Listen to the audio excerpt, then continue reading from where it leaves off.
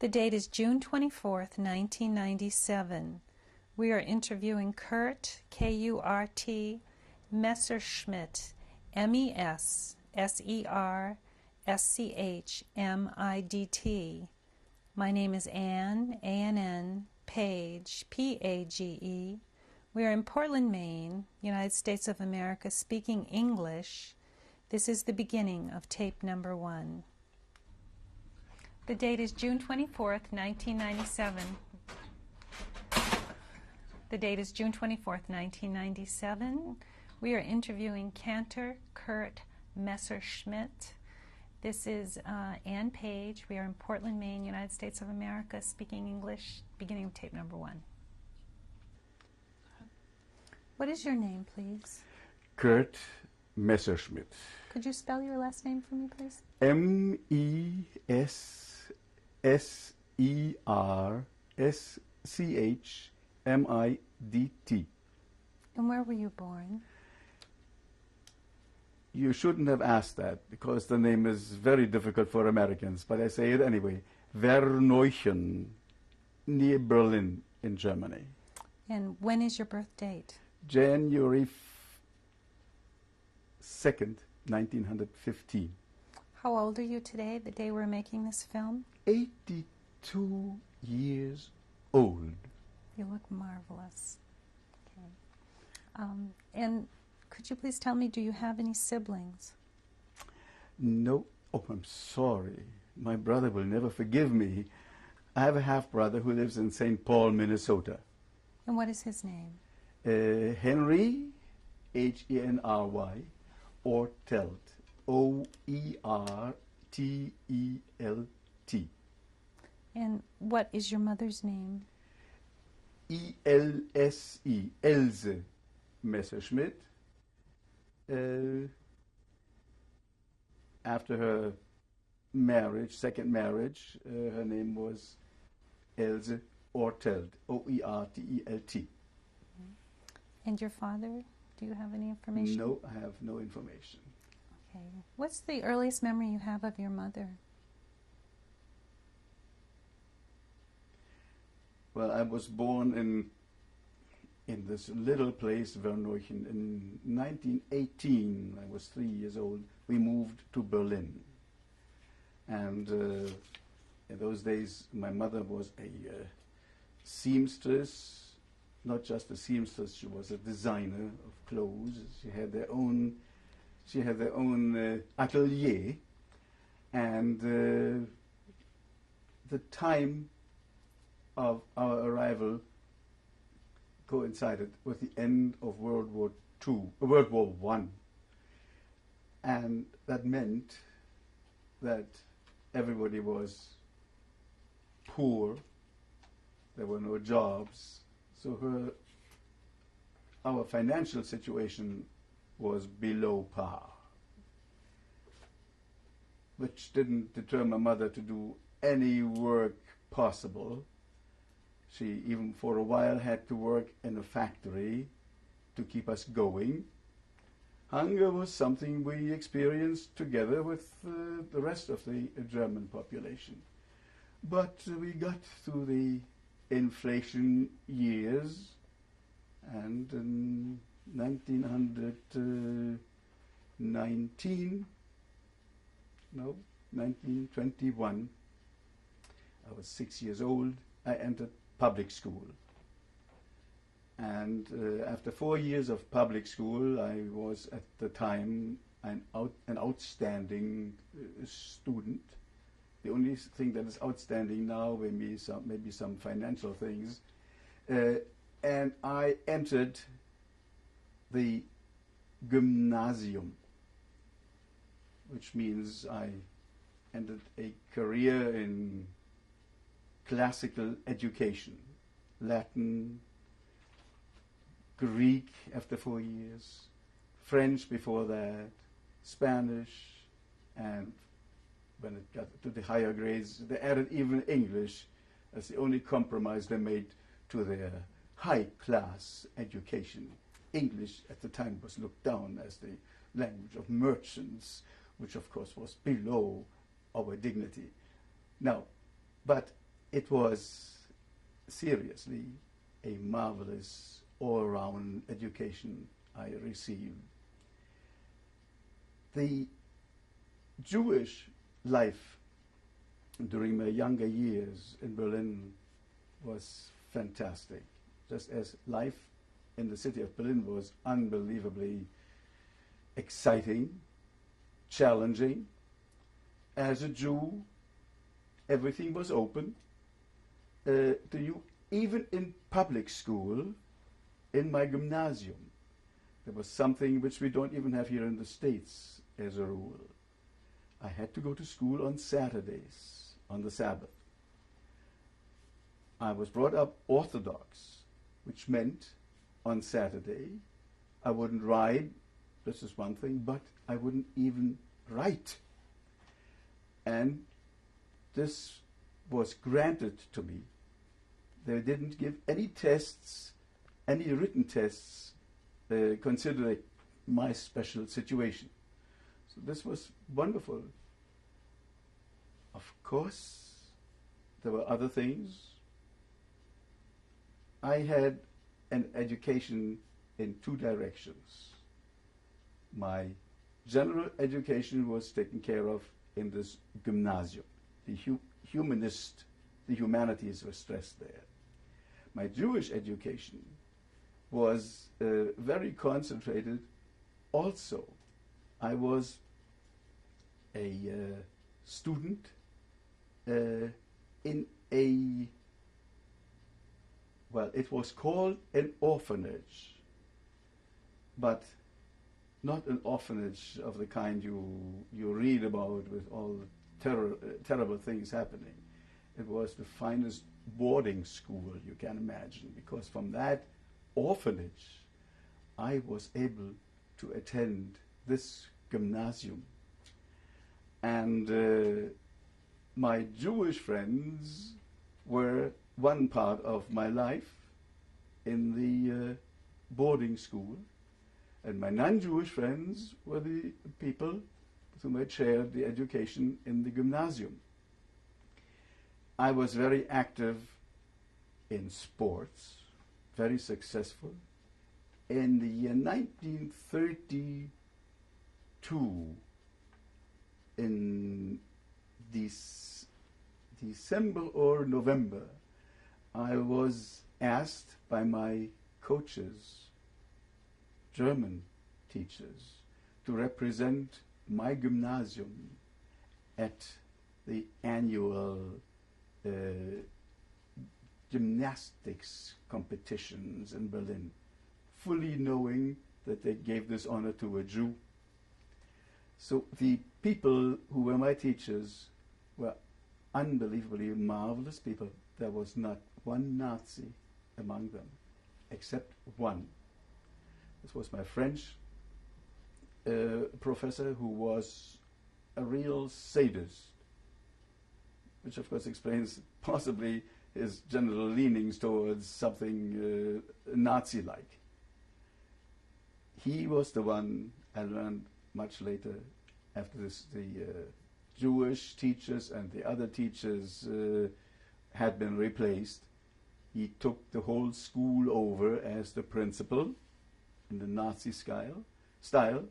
The name of my school was Humboldt Gymnasium, named after Alexander von Humboldt.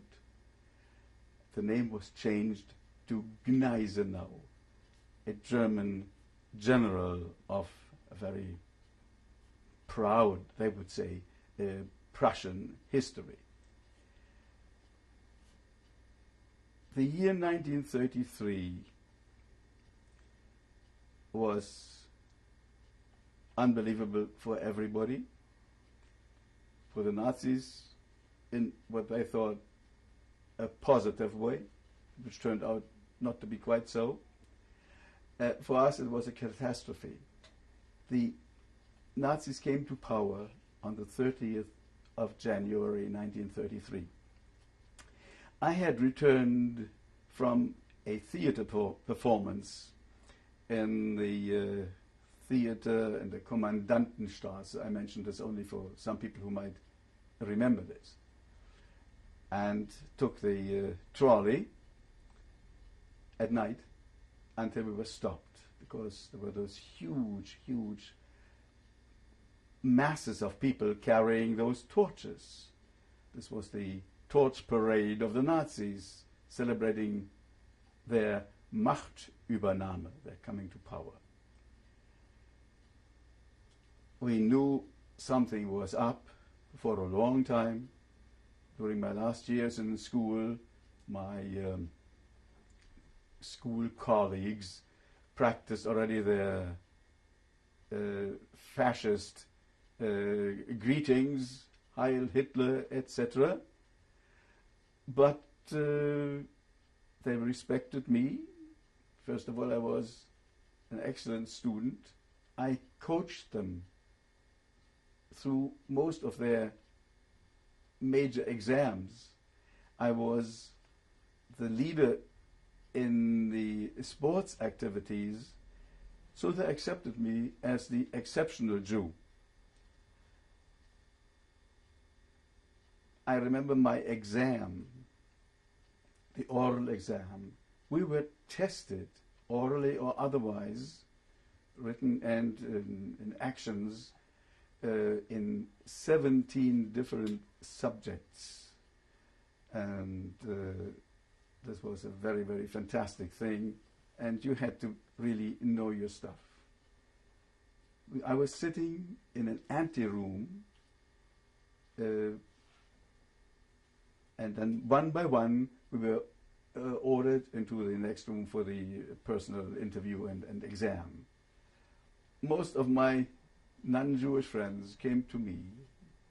I remember especially the Latin exam, with their texts they had to take care of.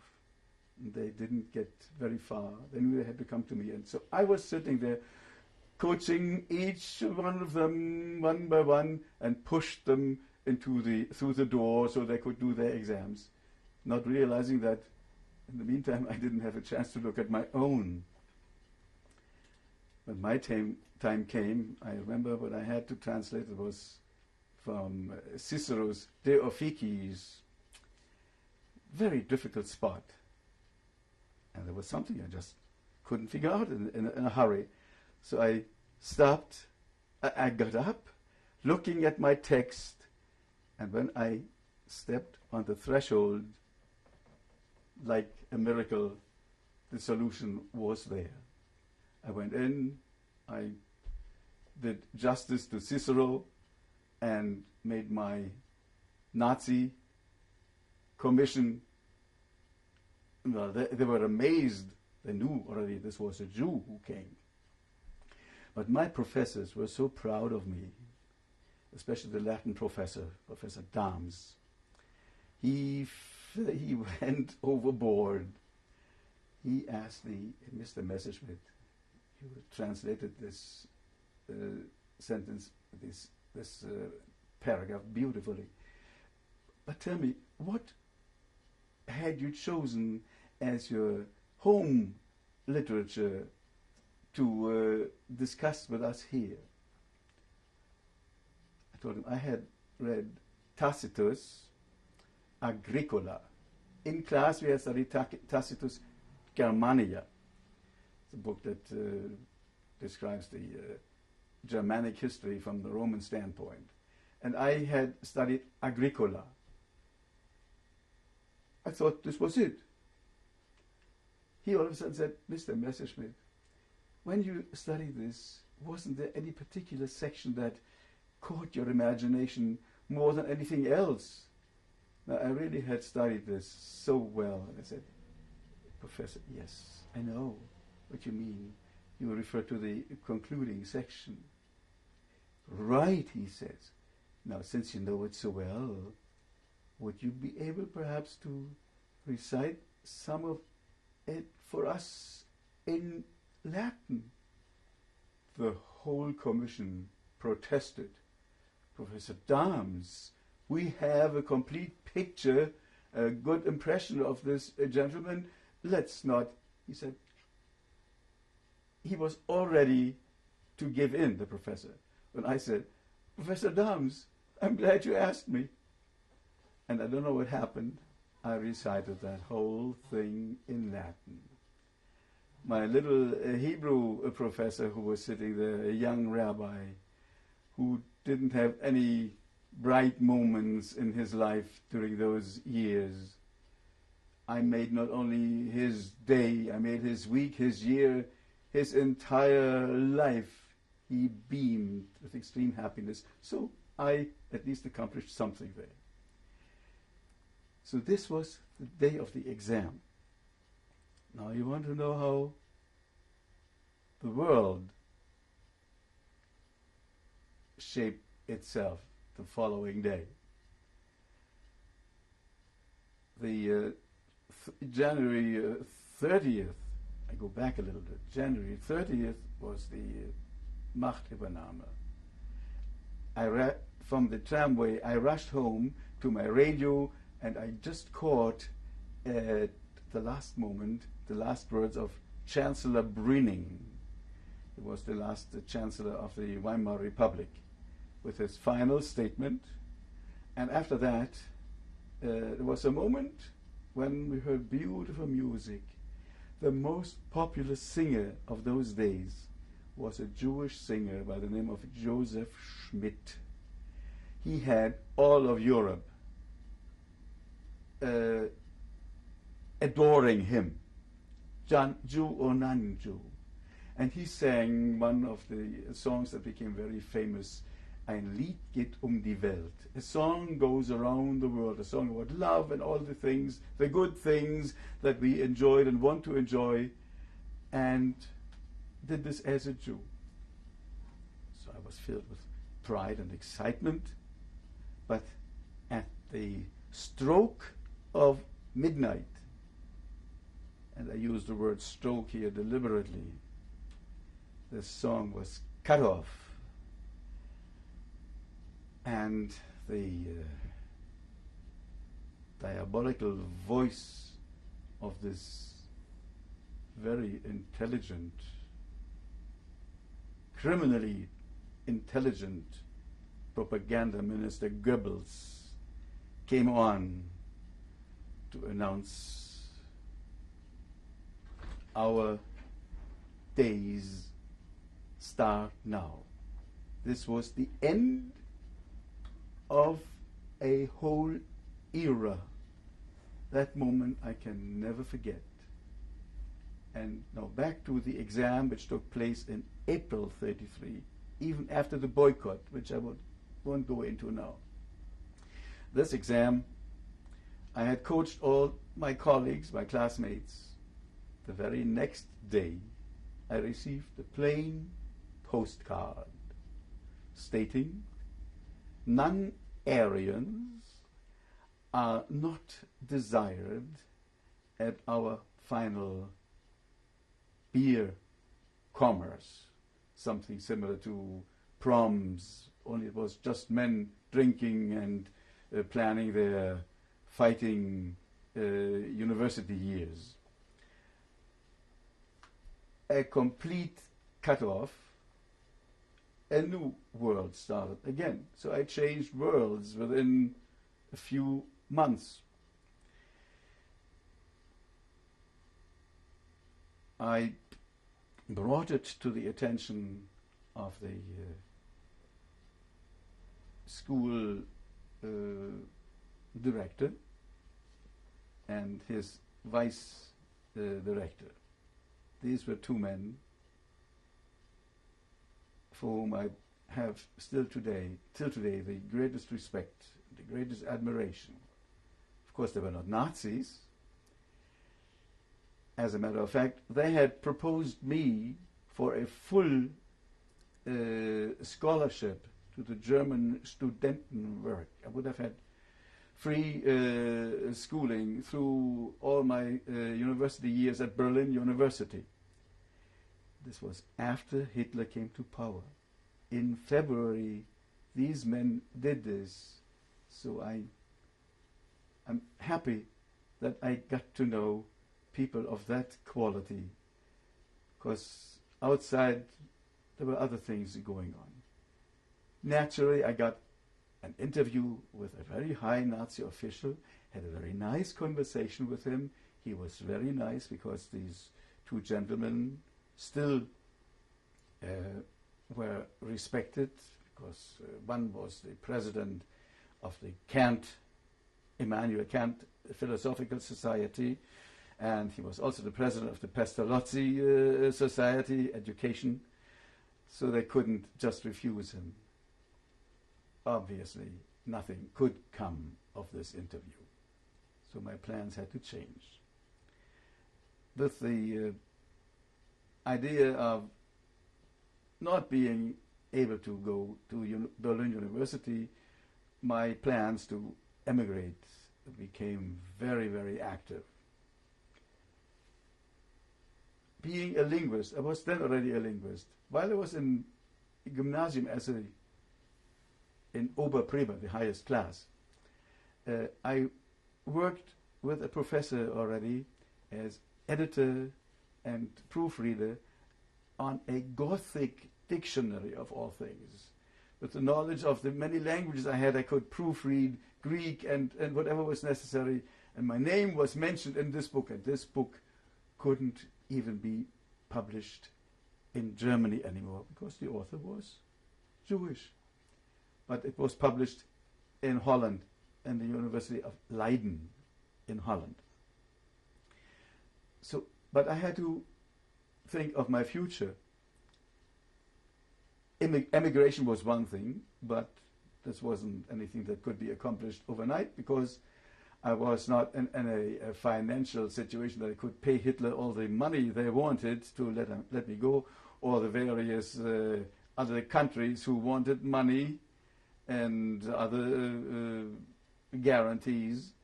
So I had to think of something I could do while I was still in Berlin.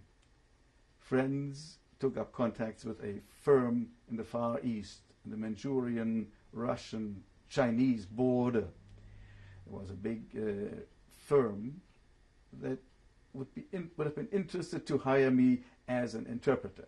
So I had to get very busy, study now quickly, in addition to the other languages, Chinese and Russian.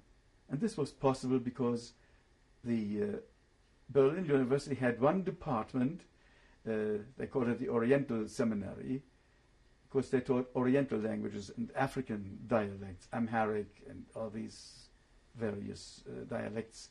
And I was admitted there, and I worked for a whole year there, burned my mind with Chinese symbols, over 2,000 symbols. I had memorized. I could read them, I could write them. And by combining these symbols, you double your vocabulary. So I had overburdened my mind. I hadn't lost it yet. I don't plan to ever lose it. But after a year, I realized this would not be my solution, because studying a language is one thing, just the words, but you study the culture, the civilization where these words are used, their style of living. And what I read convinced me that I could not expose my family to such a lifestyle. What we have now in this country, drugs, corruption, name it, was there the order of the day. Murder, killings was not for me, so I had to abandon this. And something helped me in this respect. It was the Nazis, because they started planning taking Jewish children who were still in general public schools out of these schools, which would have been the beginning of a ghettoization. They didn't at the time have ghettos outside of Berlin, in Poland or anywhere, but they wanted to experience this already in Berlin proper. So, but they needed now schools and teachers to run the school. Well, I was qualified. They opened the Jewish community, the Prussian Jewish community, created a seminary for Jewish teachers and cantors, who were then supposed to take over these newly to be created schools as teachers and cantors. I enrolled. I have pictures, I don't know whether we have a chance to look at those, where I'm shown as a student in this organization. And it was a 3-year course, but because I was already overqualified, I did it in 2 years, and I joined a wonderful school for Jewish boys and girls. At the time, this was the only co-ed school in Berlin, because Berlin didn't believe in co-education. But this Jewish school had this, and I became a teacher there. I taught everything. I was good in languages, in sports, in music. I had choirs, ran choirs, had an orchestra, taught every individual instrument. We performed, and after school hours, we had these other activities, which became very, very important, because pretty soon the need for these activities became so important, because the youth was alone. The parents were already in Hitler's factories. They would have been left to themselves, exposed to the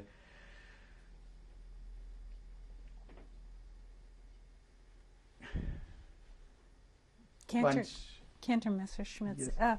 We are approaching the end of this tape, and so we're going to pause for a moment to change tapes, and we're going to pick up where we left off, okay? Very good. All right, hold that Thank thought. you. Beginning of tape number 2, and we were discussing the experience that the young children were having at school, and I do want you to elaborate on that, but I have a few questions I would like to ask you before we go any further. Did you know your grandparents on your mother's side, your maternal grandparents? Yes. What were their names? Felix and Minna. Minna, my grandmother, died when I was 3 years old. As a matter of fact, I remember her date of death on December 16th, 1918. My grandfather died in 1927 in October, a few months before my bar mitzvah in January 28. What are your memories of your grandparents? What were they like? Well, my grandmother, of course, I was just 3 years old. She loved me and I loved her, and she was a tiny in stature. I learned about her later from my mother and grandfather that she was a wonderful cook, for instance, and a housekeeper. They ran a restaurant at times, and they moved about Germany, many cities, and my grandfather did whatever was needed to assist his wife. He was a multifaceted unit. He could do anything. And if I'm proud of any quality I might have, it is that quality that I in my life did so many different things I had never dreamt of as a child. High quality things as well as low, hard labor things. That's what helped me survive. That I could be flexible in any kind of endeavor. And of course I was in physical shape later on, which was another good reason for finally surviving the things that were yet to come. So should I perhaps go on now where we left off earlier? Yes, we can, but I'd like to ask you just a few more questions about your childhood. Did your grandparents live close to your mother and yourself and your brother? Yes. My grandfather, after his wife died, lived with my mother and me. But then he took positions as manager of various firms way outside of Berlin. I remember only that I spent some vacations where he invited me to come to his place of work. It was in northern Germany, where he worked all by himself. He did everything. He also conducted a synagogue choir at one time. His music runs in our family. His son was a musical genius. He had a whole symphony orchestra at the age of 17, and he composed symphonies. Adolf was his name. That was your mother. Was that your mother's brother? Yes, yes. Your Uncle Adolf? Yeah. Was he married as well? Yes, he was married to Olga Kraus. Was a family also with very artistic leanings. So it worked out all in those directions. I was the only one who, during my education, considered music as my hobby. And the other serious things, languages, were really the goal I was striving towards. Interesting how it changed, because what was my real thing, the languages, became my hobby, while through the various changes of life and politics we went through, the music, it took over in different ways, which I may touch on later. I'd like to ask you, did your mother have any other siblings besides your Uncle Adolf? No. And did your Uncle Adolf have children? Yes, he had one daughter, Steffi. Steffi, well, let me briefly tell her story. She did unfortunately not survive.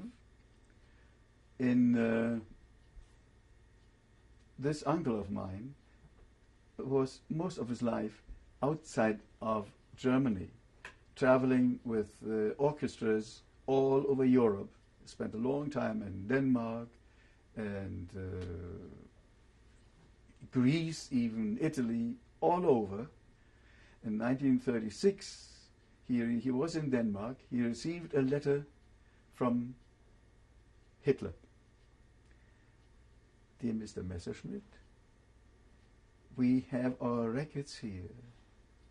You were never given the Iron Cross First Class for your valuable services during World War I. We would invite you to come so we can belatedly bestow upon you this honor which you so richly deserve. My uncle fell for it. In 1936, he knocked at our door, showed us the letter, and for a moment we were stunned, didn't know what to think. One never knows, one always hopes. Didn't take very long. There the Gestapo knock was at the door. Almost broke the door down. Opened the door, Herr Messerschmitt.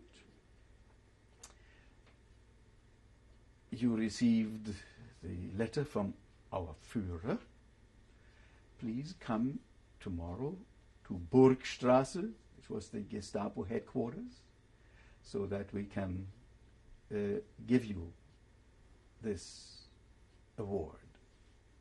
And they left, not saying a word. My uncle, next day, went, came home a half hour later. He had received the letter J in his passport at that point. Up to this point, he was fortunate not to have this letter J, which stood for Jew or Jude, which was actually introduced upon desire by the Swiss government. They didn't want to be flooded with Jewish immigrants. He had this now going, and he had to leave within 24 hours, or he would be sent to a training camp, a Schulungslager, a mild word for concentration camp. We understood completely. He had to leave immediately, and we were only lucky that he was let out once more.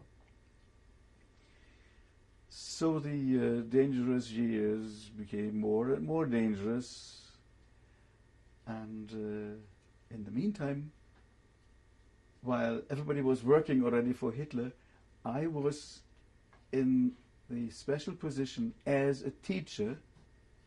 I could not work in the factory because my job was with the school. So I was, in a way, protected at this point. But the protection didn't mean much, because I was teaching classes of children whose number dwindled from day to day. I kept losing my students. I started choirs, couldn't continue. I started my orchestra, couldn't continue. And the only thing that made this life possible was the marvelous relationship we could establish with our students. Why? Being the teacher in Germany, you were a person of authority, of respect. That kind of respect we didn't have and we didn't want in our Jewish school. It wouldn't have worked, but why did it work in different ways? We developed friendships. I was friend, I was father, I was mother, I was helper, advisor, name it. And it was accepted. Why?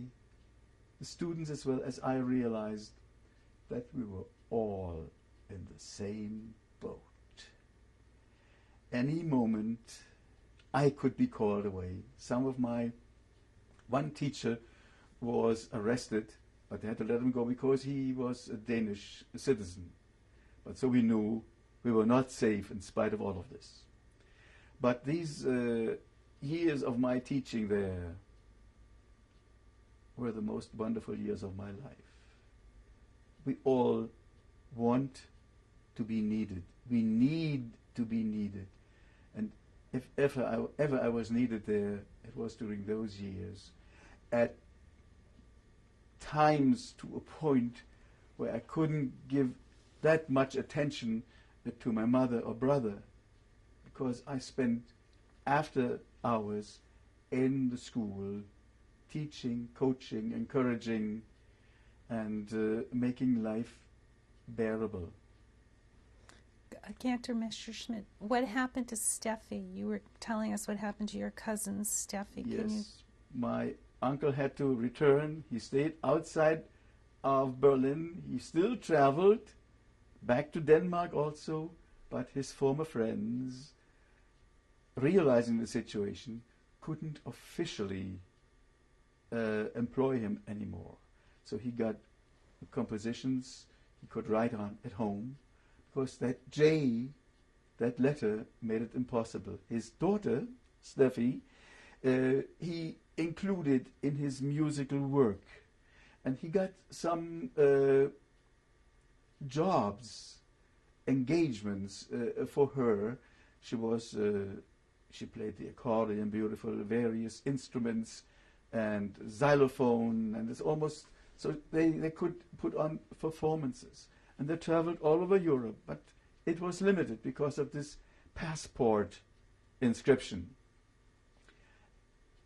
In 1940, or was it 41, the day the Germans entered Brussels, my aunt was with her daughter in Brussels, while my uncle had gone already to Greece to take up contact with some former friends who would be willing to help, again on this more or less limited basis. Only Greece was a little further away, so they could have public appearances.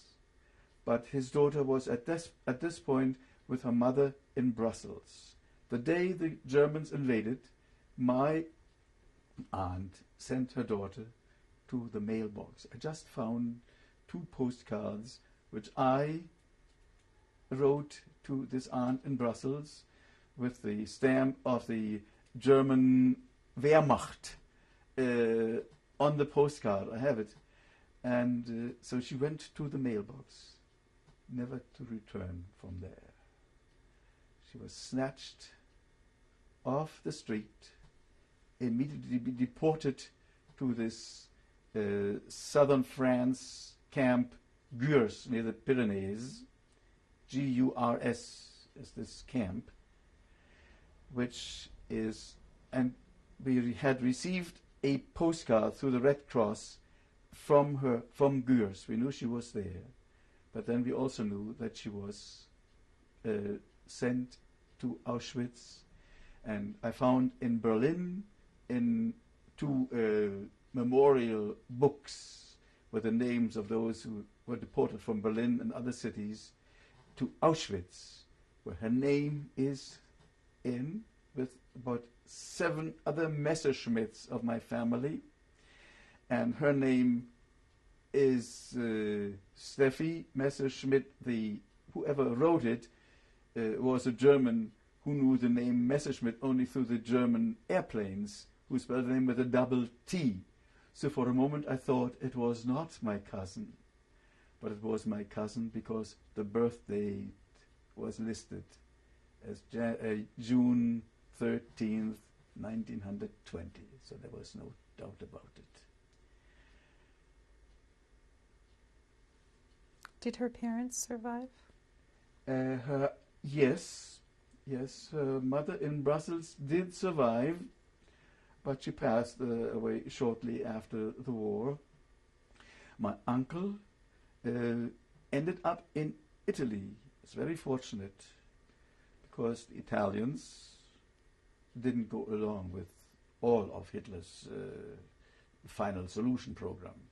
He entered a Campo di Concentramento, a concentration camp in Bari, Italy. And nobody was killed there. No harm was done to any one of them. And at the end, or before, just at the end of the war, he was on that boat that took inmates of that camp to Oswego, here in the States, where he performed as a composer, a music teacher, an accompanist. Among others, I have a program where he accompanied Regina Resnick, a famous opera star. But then he returned to New York City, and he became very sick, and it led a very, very miserable life. He became somewhat like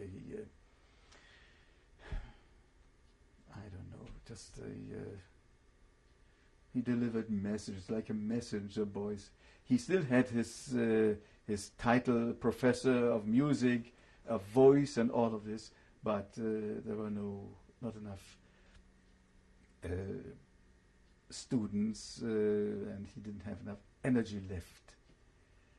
While I was still in Germany, in connection with my uncle, I received, after he found out that I had survived, he found out through a radio program I had, I come to that later, that I had survived. He sent me a package of chocolates. Receiving this, I was overjoyed, which meant if he can send chocolates, he must be fairly well off. Until I came to the States to find out what he had sent me. You know New York City? Yes. there are those little automats with those little chocolate bars, a cent per piece in those days. And this uncle of mine had saved pennies to collect these little chocolate bars to send them to me. After arriving here, I realized what the real situation had been. Very sad. A tremendous talent of musician and in every other respect had to end up this way. He did not end in the concentration camp, but he had to suffer the knowledge of his own daughter being killed. Did you grow up in a Jewish section of Berlin? No. This was in the north of Berlin. It was near the Jewish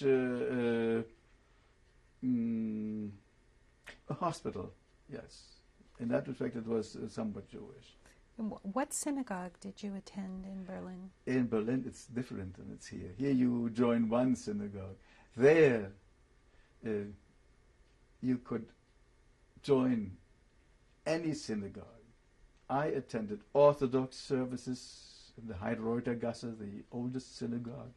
And then I mostly attended the new synagogue, the synagogue that has been partially being rebuilt, just the front part of it, with mixed choir and organ, a marvelous synagogue. And I was bar mitzvah there. And you could choose among those many synagogues of Berlin where you wanted to attend. A cantor was assigned to a particular synagogue because he had to work with the choir and train children, prepare them for this particular, for their membership, if there was. But there wasn't as steady a membership as here. We were checking every week who is preaching at this synagogue, who is chanting there, and so we got to know the whole city of Berlin. Near the before 38 already, the Gestapo attended most of those services, and we knew that Gestapo was always present. The services were very well attended, not on Saturday mornings, because people had to work in their factories. And on Saturday morning, the Torah is read. What can you do? So we made adjustments. We had the main services on Friday night with choir, organ, but we also read the Torah on Friday night. These adjustments had to be made. But that's where these famous rabbis, young rabbis of Berlin, were magnificent. They preached truly in the spirit of the biblical prophets. They let the government have it, I mean, in very elevated and highly educated terms. They didn't go down to the gutter to preach from the pulpit. But their courage was marvelous. There were especially three young rabbis, I remember so very clearly. One of them I visited after my arrival here, Rabbi Prinz. Rabbi Prinz, then there was Rabbi Nussbaum, Max Nussbaum, who is the one who converted Elizabeth Taylor, and Rabbi Swarzynski, who went to the Midwest. These three rabbis spoke from the pulpit and were more than once arrested right from the pulpit in the middle of services. Did you witness that? I witnessed this, but they came back, they were discharged, and of course finally they could leave. They were offered positions and their status was respected to that degree, so they could emigrate. Rabbi the president of the Reichsvereinigung of Jews, Rabbi, I showed you his picture. I'm sure it will come to Yeah, you. well, Could you remember your bar mitzvah from me? Oh, sure I do. Sure I do. It was very, very interesting. This was in the Oranienburger Straße, in this big, huge temple. And it was a double bar mitzvah. The second boy the name was Sklarek. And was a well-known family. Of course, we had just after the services, we had only a home celebration, especially due to the fact that my grandfather had passed away just a few months prior to that. It was lovely. My brother he's 6 years younger, so he didn't know really what was going on, but he had his own bar mitzvah when his time came in Berlin. In 1938, it's one of those dates which I can never forget, and we all don't forget it.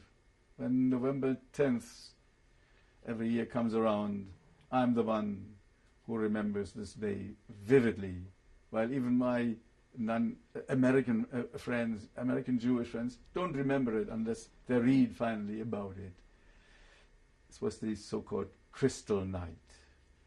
That night, I listened to the radio, forbidden, BBC, the night before, and read all about what had happened in Paris, and that measurements would be taken to avenge the death of this Helm vom Rath, killed by a Jewish boy. I listened to the radio in a friend's house, and I rushed home, woke up the next morning. My transportation to school was about 7 miles, was by bicycle. I was fortunate at that point. I still was allowed to have a bicycle. All these things were taken away later. I went through all these things. We lost everything. But on bicycle, I went through 7 miles of glass splinters. It's amazing that the bicycle lasted. The synagogues of Berlin at 2 o'clock in the morning. And most synagogues all over Germany, not all, most synagogues were set aflame and were, well, vandalized. The holy scrolls were desecrated, and the whole thing was the first time where the word Holocaust had his real meaning. I'm a study of Greek language too. Holo means all, and kaust means burn. A caustic remark is a burning remark. So total conflagration. This was just a foretaste of what was to come. A colleague of mine, Rudi Sonnenfeld, who did not survive, and I, after we finally managed to guide our students who had come to school, they had no other place to go, the parents were at work, so they thought this was a haven for them for a moment, came and were in tears, and at the corner next to our school there was already a group of young Nazis, school children, standing, waiting for us Jewish kids to come out, armed. They were armed with their rocks and whatever they had, and so they didn't dare leave. We must pause here to change the tape. This is very interesting. Okay. This is the beginning of tape number 3. Could you continue on, please? You were telling us about Kristallnacht, the children. Yes. I was at school with children who were crying and didn't know where to go because at the corner the group of little gangsters were waiting just to pounce on them. Across from our street there was one of those monuments, a plaque in honor of one of the original 7 Nazis, of Hitler's original Munich group. And the one whose plaque was right across from our school entrance was the one of Schlaggater. It's like similar to Horst Wessel. This was one of the others, Schlaggater. And a guard was posted there. And of course the guard wouldn't do a thing. And he would, if anything, would encourage the kids to let loose. After a brief moment of doubt, and of course trying to calm my students down to a degree, I decided they had to get out. There was no question about it, because the school had been vandalized, windows were broken. I had in the conference room a whole cupboard full of musical instruments. Some of them were my own. I had taught every instrument to every child. This was the basis of our orchestra. All these instruments were stolen. I mean, windows you break, but instruments you steal. So I had decided we had to get the children somehow home. There was no other way. So I pulled myself together, and I did this throughout those years. And in a way I was acting all the time, pretending I was more than human. You had to, because if you become too human, you succumb. And you had to be the good example. And of course, being active in sports, I could pull myself together. I could, if I wanted to, I could march like a Nazi. I led my group out, got to the door. All I did, I looked to the other side in the direction where the little gang group was waiting, and stared at them very seriously, and then turned away, and I led my group by them, and nothing happened. It was a sad, but it was a victory. And at least we got the children home. And then I went back, and my dear colleague, Uri Sonnenfeld, who was the main sports coach, was still there, and we sat there for a moment, deciding what to do. But there was no question. We took our bicycles and made a tour of the whole city of Berlin, looking at every splinter of glass, at every broken shop window, at every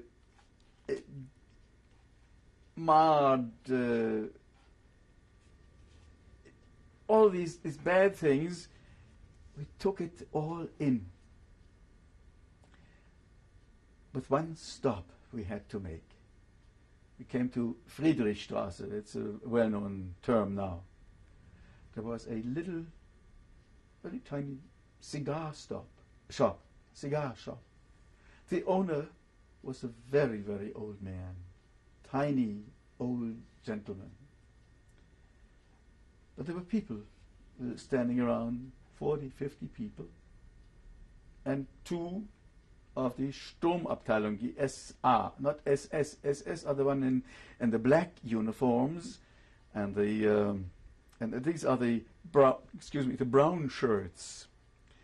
Of course, with all their equipment, And they forced this very old gentleman to pick up the tiny glass splitters one by one. And they forced this man to do this. And they all were standing there and watching. We didn't know what to think. But the only thing we could think of was help. So we put our bicycles down. Rudy and I. We went in front of that group that was surrounding this old gentleman, went down on our knees, and started picking up glass splitters one by one to help this man. Briefly, I looked at the two guys. They didn't blink. They didn't move. Why did they not move? I asked myself. Are they afraid that the people might agree with us or not? I've never figured out what it was. But I'm sure in this particular situation that some of the people standing there disapproved of what the Nazis did. But their disapproval was only silence. And silence is what did the harm. As well intended as the silence is, it didn't do any good. If I wanted to go overboard, I could say, yes, there is the silence which someday might disappear. But it took many, many, many years before it disappeared. So this was a very, very horrible experience, but at least we made the most of it. We did something positive, as insignificant as it might seem. And then Rudy and I parted company, and I went in different directions. I had to see some more synagogues. I went to the synagogue in Fasanenstraße, which was a large synagogue in Berlin West, which was burned down. I have pictures which shows the interior of the synagogue and the archway that is erected just in front of the inner sanctum, the ark. That remained intact. Just this one little archway. It's as high as, not much taller than a normal door entrance. That is intact. Everything else is in total ruins. I have pictures I could show you, but right now it wouldn't lead too far. When I got there, the SS are still working indoors, smashing things, and one younger man whom I had known, I forgot his name for now, he was very active in sports. He was a runner, a mile runner or something like this.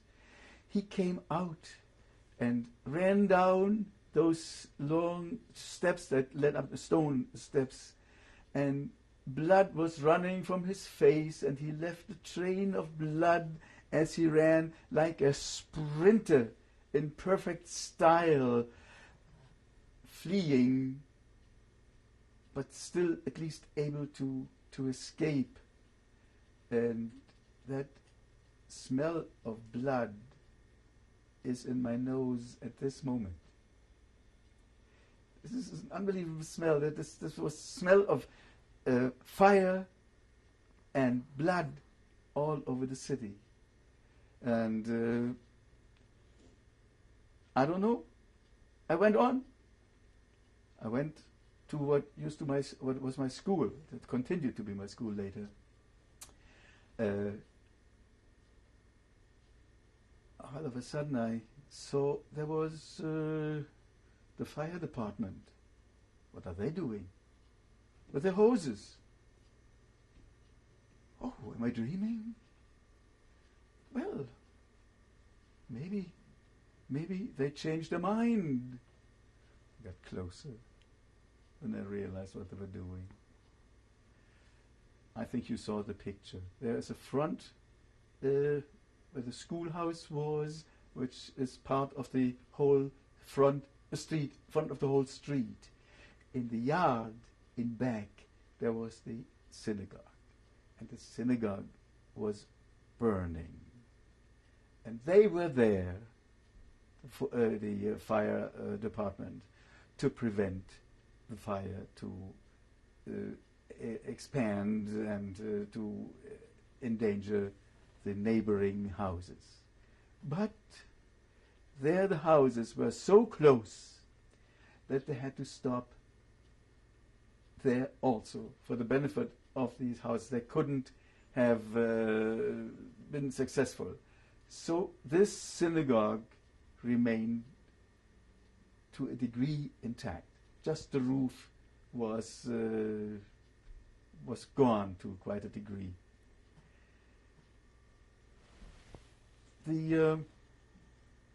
This was the Kristallnacht, and of course after that Kristallnacht, the deportations on a smaller scale began. The camps within Germany, the three were Sachsenhausen, Buchenwald, and Dachau. They still sent political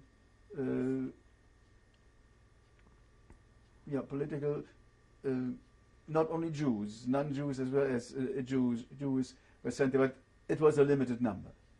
In 38, in 38. Don't let me mix up the years now. Okay.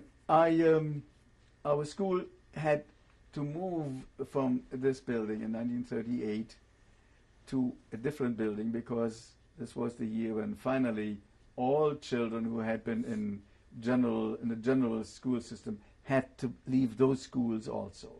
So we moved to a different school building, and that's where I finished my teaching years. I was able to do that. I had worked on my emigration.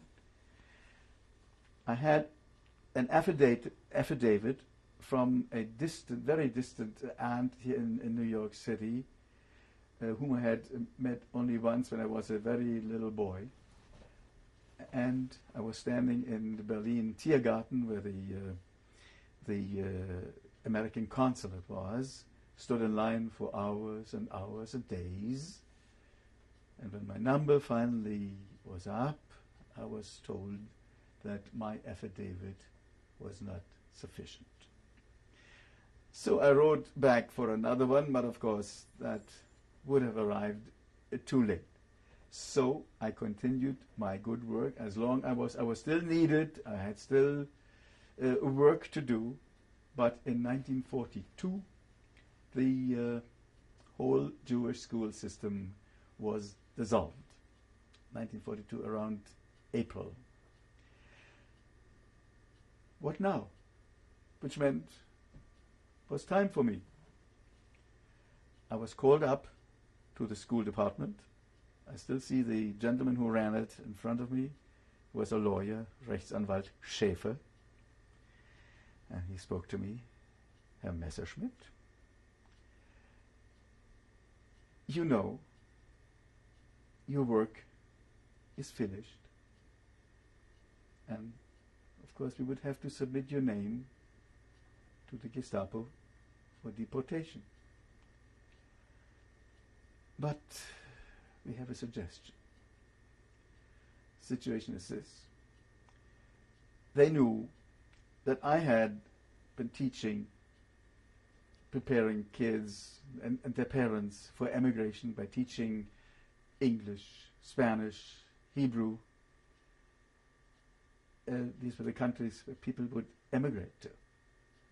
And and of course that I was, as an educator, needed for children who had no schools. So their idea was, we have to somehow try to find ways to continue our work of education. And we thought of you. We know you are well known and appreciated by all your students and their parents. And looking at you, I realize you are in good enough physical shape to perhaps do what we have in mind for you, for us, for everybody. There was a deal. They had gotten in touch with a man by the name Scheffler, who owned a moving firm, furniture moving. And they needed workers. And I don't know how it happened, but the school administration got in touch with this Mr. Scheffler, or vice versa. He was very sympathetic to what was happening, this Mr. Scheffler. He was something like Schindler, because what Schindler did was the same on a larger scale. He employed Jews to do work for Nazis in a way, but he could protect them. This was the idea. He needed a group of 10 people. The number 10 is actually significant because at Jewish services, to have a quorum, you need 10 people. So it's very strange that they came down to a number 10. Yeah, they needed 10 people who would work with this firm as furniture carriers, as schleppers, as hard laborers, hard workers. But it was something for the Gestapo. This group was supposed to clear the apartments of Jews that had been deported. These apartments had been sealed, nobody could enter. And so this firm was allowed to enter and clear all the furniture and brought them to warehouses. This was supposed to be the job. They had selected 10 people.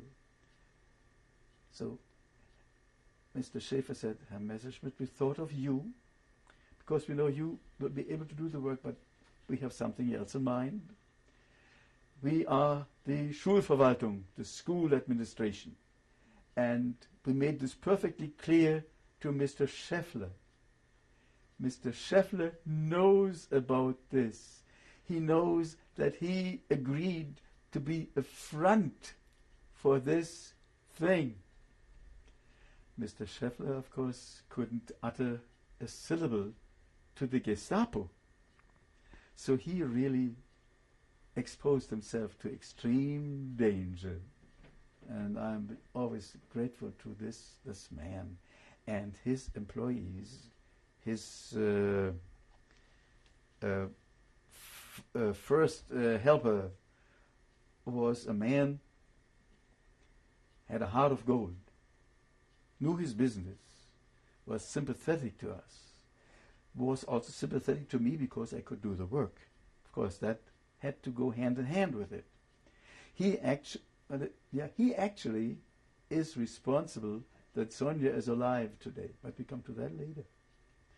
So I agreed, of course I would do this.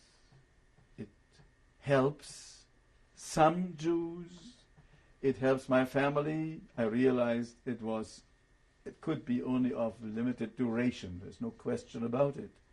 But every day, you work from day to day. So, and then he told me, we selected 10 men, 7 of whom 8 are teachers, including me. 8 are teachers. But they are not teachers like you. One is the principal of the big school in Berlin West. He is probably 72 years old. One is Professor Heckscher. He is a capacity, a genius in math, internationally known. but he cannot lift a chair.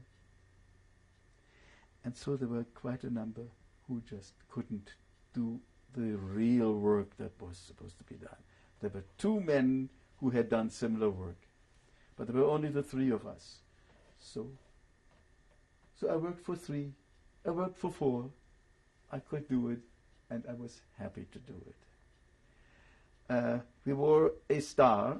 We were called Sternkolonne, the star column, on our work clothes.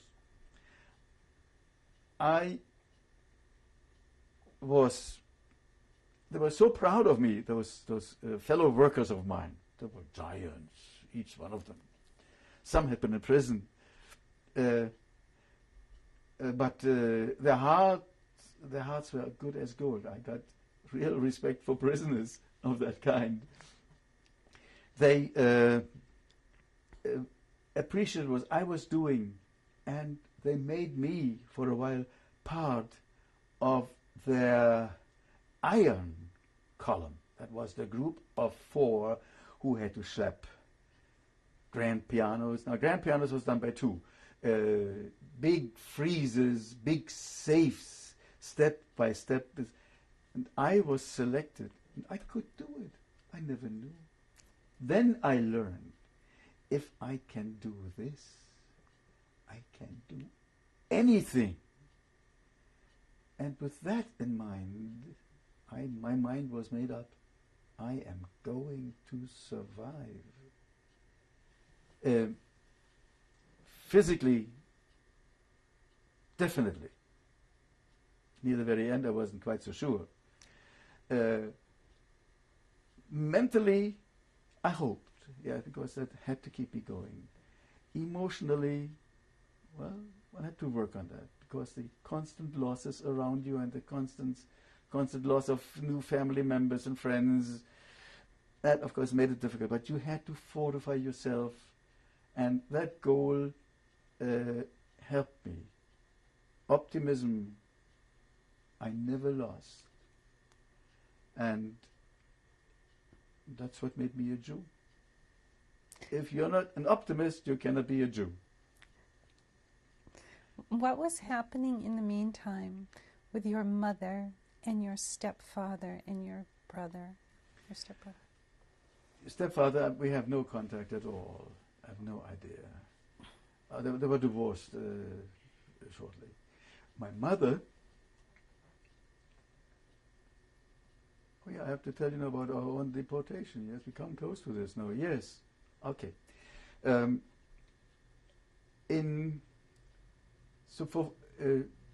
1 year, I did this job for the Schaeffler firm. This ended in February 43. Yes. The transports, deportations had started already in the early 41, 40, and constantly people were deported in larger and larger, to a larger degree. The biggest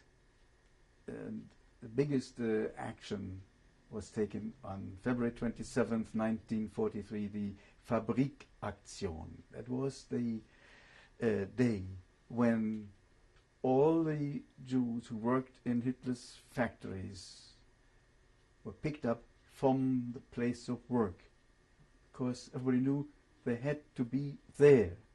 At home they didn't have to be, but at the workplace they had to be. And on that date, everybody was picked up, including my mother. And my brother was very fortunate. I myself, I was arrested, but not by mistake, because I was protected by that firm I still was working for on that day. And because my connection with that firm gave me inside information, I knew they intimated to me, maybe Mr. Schaeffler himself, that something is up tomorrow. And he warned me, but I didn't know exactly what it was. But I was able to get in touch with my wife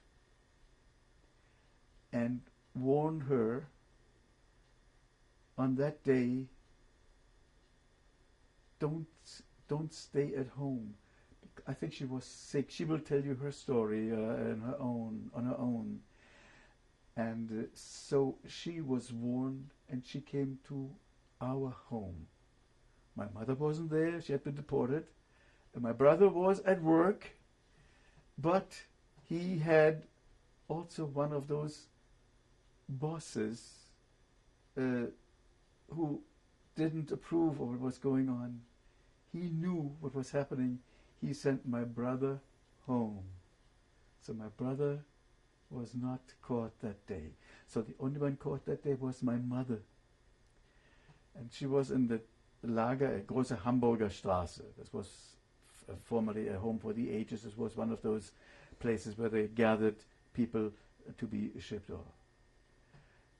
I had been arrested, but I had this special passport that I worked for this firm, which in turn worked for the Gestapo. But for a number of hours, I was in solitary confinement and didn't know whether this might be the end. But I was able to slip that passport, where they took all my belongings, and they were efficient enough to make that contact.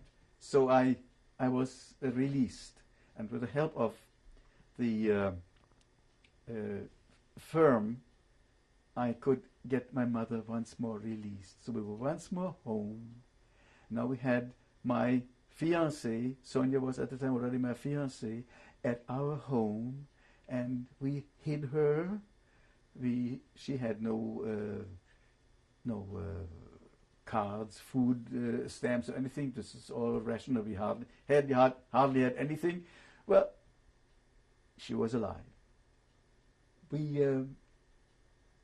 I managed to get my mother once more released, and then in June, our time was really up, and we had to be deported. We must stop here because we approached the end of this tape. Yeah. We'll continue. Okay. Messerschmidt, this is the beginning of tape number 4. Just want to ask you a few questions.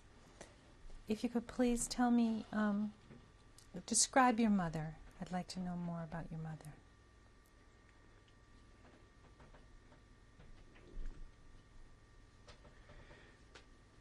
Well, she is part of that family where music is very active. She never played an instrument, but she had a lovely singing voice. And I remember as a child, I had learned songs in public school, and we were sitting during wintertime, during the years of inflation, sitting on a low stool near the big oven, the lights out. We had only kerosene lamps or something like this. Got dark, we opened the windows and we were singing in 2-part harmony. My mother had a beautiful singing voice. She sang in choirs, the Mendelssohn choir. She was even on stage as a lay person. But other than that, she was I mentioned this, she was a designer, as a seamstress, designed, she had a real atelier, a salon, which she ran together with my grandfather. He did the cutting and she put everything else together. This was a business which lasted for a while. Other than that, since after my brother was born, I was basically in this boarding school type. I was away from home most of the time, so that I don't know how much to tell you. She was a very, very talented person, very gifted, but circumstances were not in her favor. The post-World War I poverty affected us badly. The family lost everything and had to start practically from scratch. So she at least had her profession. And when that was without success, once in a while she took on a position, a job in a factory, a street down. But she kept sewing, and I was the delivery boy. The little kid, I rode the tramway through most of Berlin, so I learned to know Berlin quite well in those days. But other than that, she was very, very proud of me, my accomplishments. When I was offered the scholarship from the state, from Germany, for the university, she came along for that interview also. And when I entered the gymnasium, there were tests given before you were accepted. So she was standing outside the big gate to this. This was the Lessing Gymnasium at the time, and waiting for hours till I came out, because she was so concerned, so worried about me. And I came out and said, "It's a cinch, nothing to it," which there wasn't, because at the time I was on top of the whole game. So, but she was extremely proud. As a matter of fact, when my grandfather passed away, was in his last hours, my mother took me to him, and I remember the thing that was so important was how did your grandson do in school? So, and I took the results of my first Greek tests.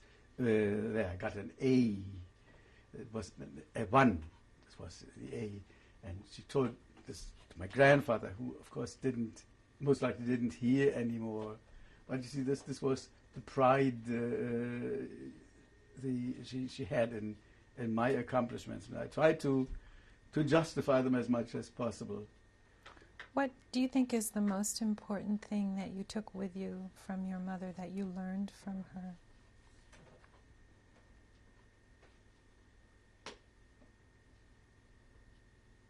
To cope with misery. She did it in a magnificent way. Absolutely. She was very creative. Out of nothing, she made something.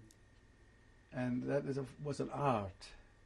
And her situation was really very, very, very sad.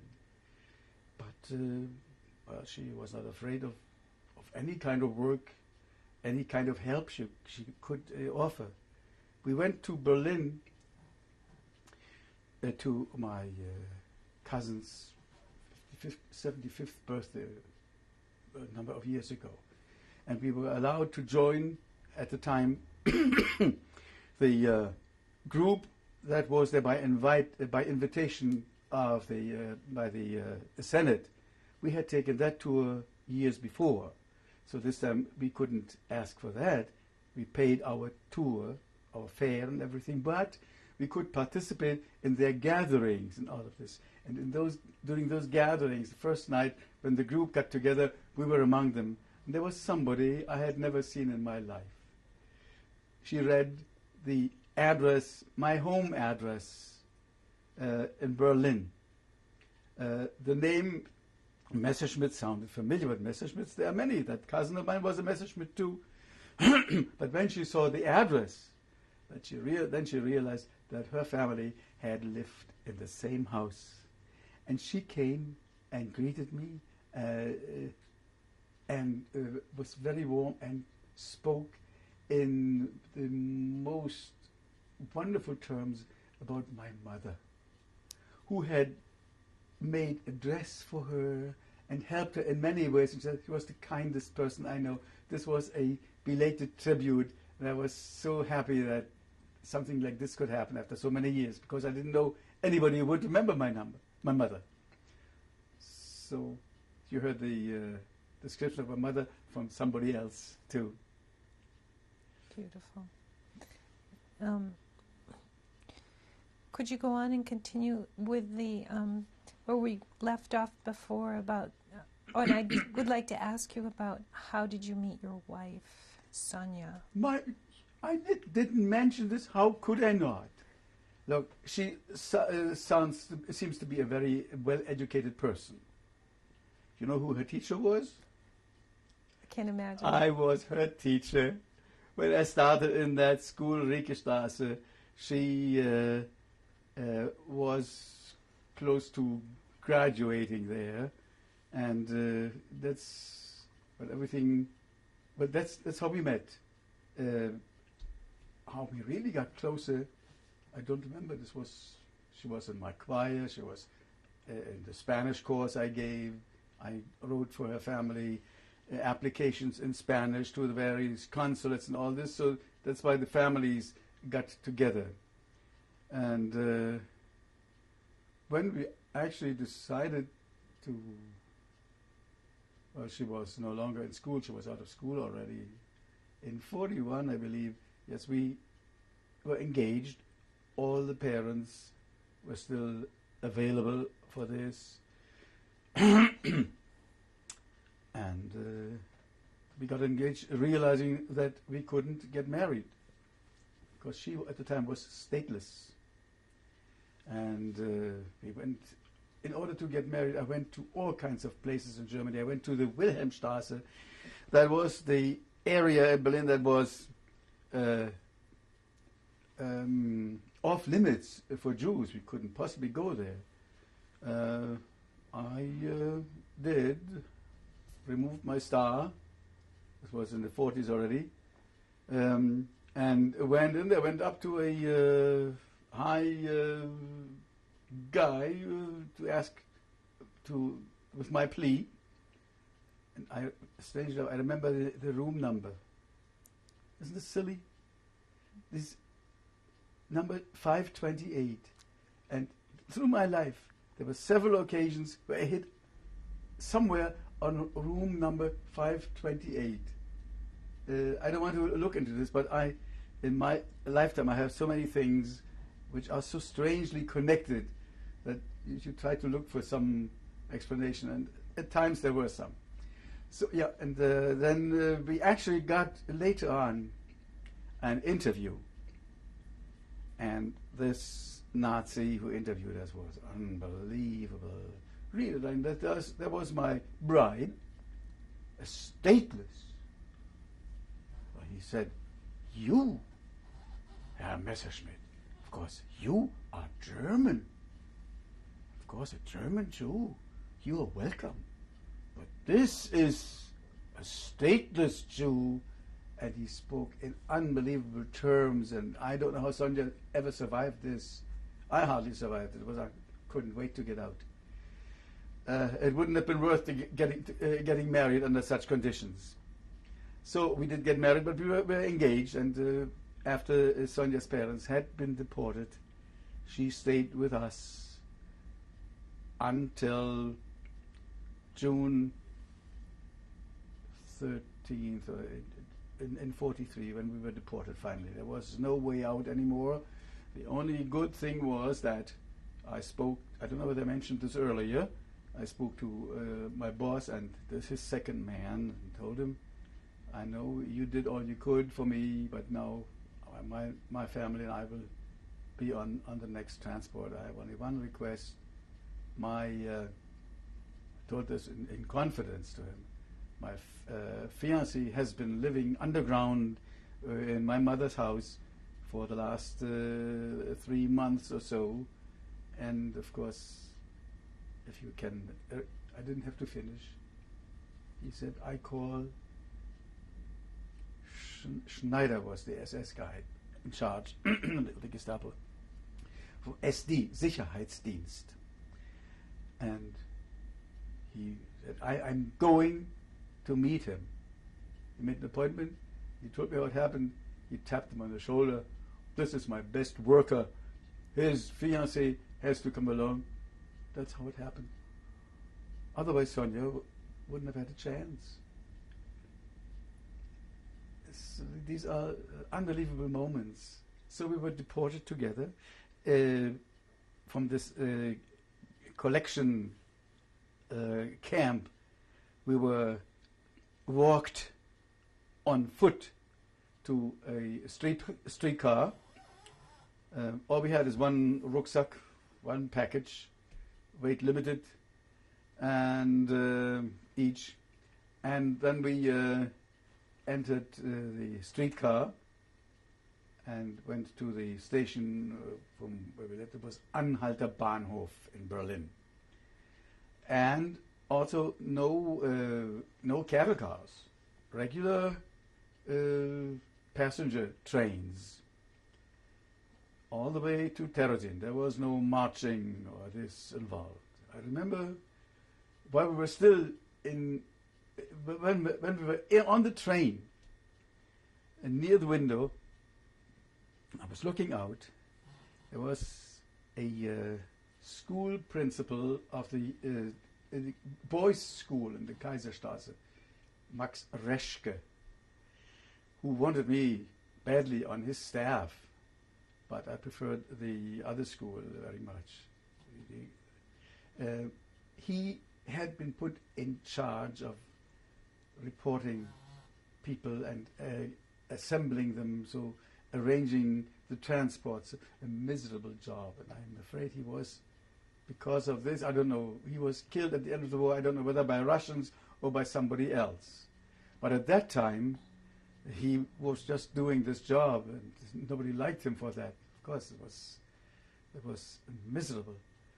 But he appreciated me as a teacher, an educator. So he came to that train window and leaned in and said to me, and that stuck with me, Kurt, or Mr. Messerschmitt, I must still have Messerschmitt for him then, take care of your flock.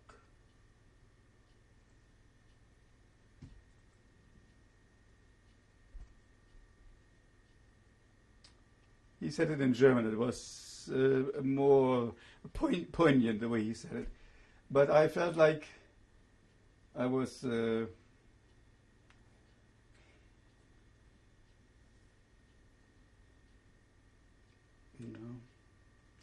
prophet going into exile with the Jewish people and supposed to maintain their spirits and their faith. And I made this my job. So I continued my teaching and caring job actually on that basis without anybody ever knowing why I did it. While we were in Terezin, there was one night when the whole ghetto was emptied. Everybody had to leave their places where they were bunked and go out to the Bauschowitz. Bauschowitz is a place near it. There was a big park. No, an open grassed area, huge, several football fields. The whole membership was assembled there, and I took my mother, my fiancé, my brother out there, and I felt really that I was the protector, though I couldn't do anything. But I, again, like leading my little class from that school classroom, I felt like Moses leading them through the Red Sea. I had a similar feeling here, and I felt I had to comfort everybody and keep knowing full well that a few airplanes could have wiped us all out. This was the danger, of course. Apparently that order was changed in the last minute or something. We could return. So, but this was actually what I felt like while I was in Terezin. I had to work and care for others. I could forget about my own troubles. That's where the singing came in.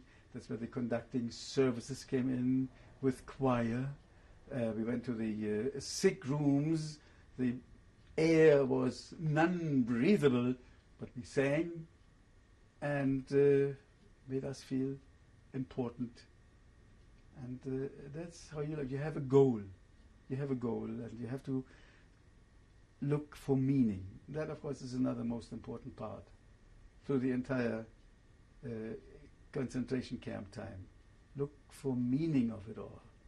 You won't find the answer, but you question and you look for the meaning. Otherwise, if there's no meaning, then you could your life could close up, and this would be it. But I looked for meaning philosophically, psychologically, but I could never think of doing so, because as soon as I came to one conclusion, something else happened. It was so overwhelming that it eliminated what I had thought of before. These things, if I would sit down really and think of all these things, the various conclusions, put them together, sort out, and maybe put it down on paper once, possibly. But at the time it was not possible. So Terezin was, as I mentioned, a show place. Could you describe it in more detail for those who don't know? Yeah, when we arrived, of course, we kept our clothes and everything. They just took a guitar, a lute, away from me, which was returned to me later once they found out that I was a singer and could be useful in that way, because it was a propaganda camp, so every talent would have to be used. Terezin was full of the leading Jewish artists from all over Europe. A great influx came from the Netherlands, from Holland. There was a camp. The name escapes me. It's all on my tongue, so if you look there, you may find it. So all these great artists, which I had known as international artists and as artists in Berlin, were there and performed their life's work. They displayed. There was one composer of hit songs, Willy Rosen. He accompanied himself and sang his songs, which had become so famous. And then when he concluded, he always jumped up and said, in German, Text und Musik von mir. Text, lyrics, and music by mir. That was Willy Rosen. It was so sad to see a man like this being sent to Auschwitz. And of course, then there were philosophers, operatic stars. So we rubbed shoulders with the very best. And they were put to use. They had the Gestapo wanted this, and at times we felt they want this, so why do we do it? But we didn't do it because they wanted it, because it helped us. It helped us, and it helped. It consoled some of our fellow inmates. Is not the real term. It wasn't. It was enclosed. There was a ghetto, but we could work. I worked for the waterworks. I was digging trenches around the ghetto for the waterworks. My brother was fortunate. He was a professional cabinet maker, and the boss, the Jewish boss, Czech, of the waterworks, was a brother to the guy who led my group of hundreds, of 100 who worked around the ghetto in the waterworks. And the waterwork boss was his brother, and he was one of the so-called prominent ones. There was a group of prominent people who had all kinds of privileges, and being Czech, it was even easier than that. It was his homeland. So he wanted fine furniture built for his wife. Families were together there. My mother and I we didn't live together, but we could see each other. But they actually were allowed to live together. The rabbi, famous rabbi I mentioned earlier, was Leo Baeck. Of course, you heard of Leo Baeck. How can you not remember Leo Baeck? He lived there as a prominent person, and he did survive it. They didn't touch him because they used him back in Germany. He was the president of the Reichsvereinigung, the overall organization of all Jews, and he had to follow Gestapo instructions and just try to limit their input as much as possible, and as little as he could, of course. Well, there was a man of spirit. If you looked at the man, you were in the presence of something beyond earth. His sermons, just like his books, are the finest philosophy and outputs of a marvelous mind you could wish for. His delivery was terrible. He has a whine in his voice, but that's what made it so interesting, because what he had to say, no matter how it was presented, was so overwhelming that you could overlook this. And to see a man like this in such a situation was very, very saddening. Well, we performed operas. This is all after my regular work in the trenches. I sang Schubert songs. I sang the tenor part in Haydn's Schöpfung, the Creation, which we performed. We sang Elijah, and so this is biblical, and of course you can do it. Carmen, I said we could do because the composer was Jewish. As a matter of fact, shortly before I was deported, they got me to study a part. It's ridiculous even to mention it, in the Fledermaus, because the Strauss family, there is some Jewish background in the Strauss family, and some relatives of the Strauss family, one lady was there, and somebody else, and they sang a big couplet, long songs about noch ein Strauss, another Strauss, about the famous Strauss family. So therefore they got permission to do this, but of course it never came to it, because who wants to perform a comedy? Was just, it was ridiculous. I was invited to sing with a group of Czechs in a play they wrote there, but this was not what was really important. Important was that I could conduct services. And it was, when we go to Terezin, I have the street map of Terezin from those years. I located on this map, I have it in the other room, the place where my mother lived, where my wife lived, where we lived, where I conducted the services, the place where our wedding took place in Theresienstadt. Did I mention that? No, please Yes. tell me. You see, they had their own self-administration. So there was a rabbi. There was a Czech rabbi, of course, but the rabbi who performed our wedding was Rabbi Meyer from Berlin.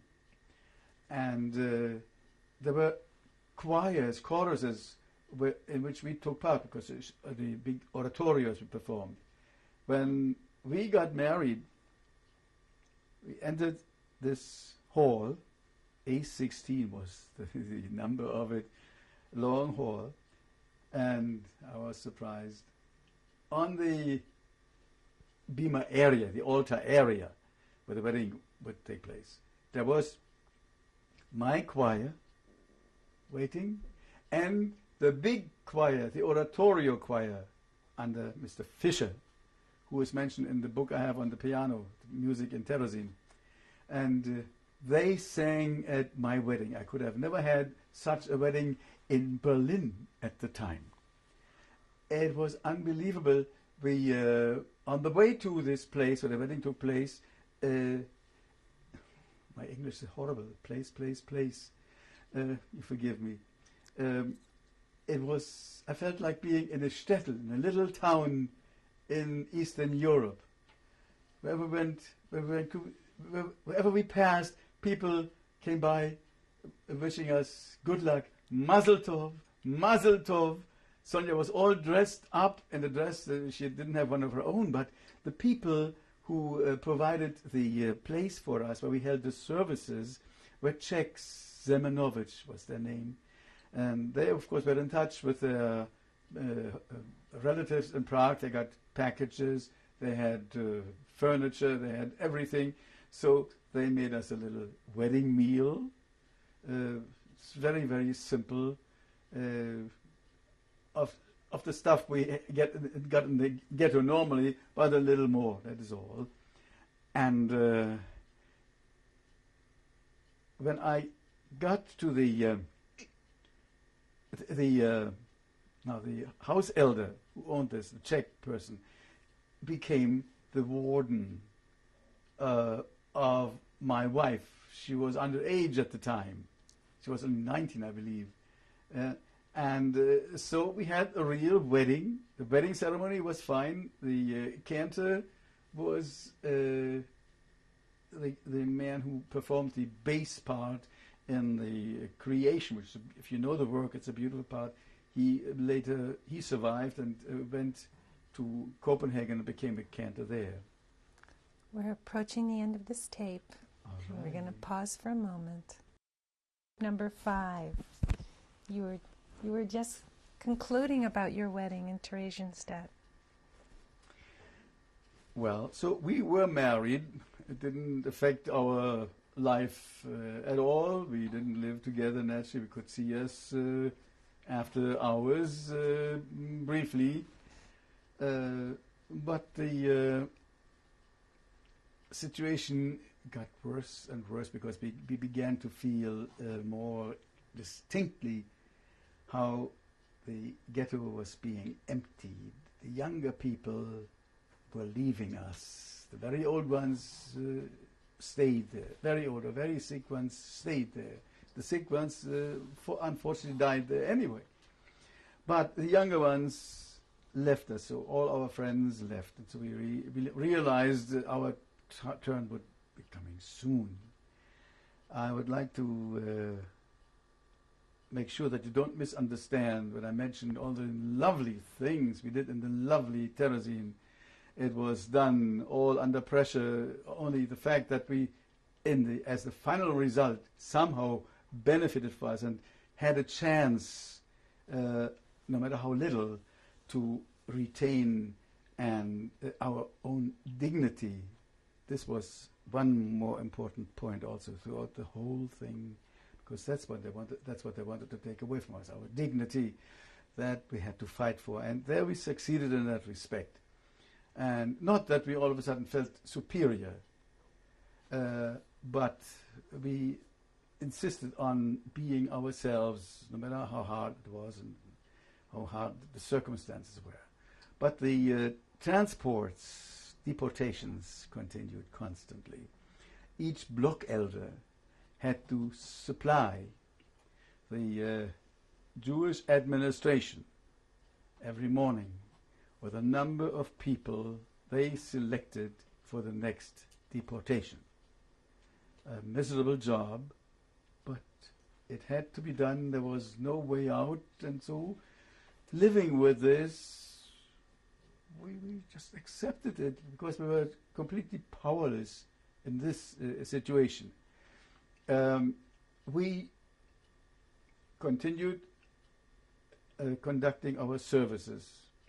The services were held during the summer in the open, in the courtyard, and masses of people came there every Friday night, and we sang with choir and the real music they remembered from their homes, whether at Berlin or Vienna, basically the same melodies, so they even could join, and they prayed.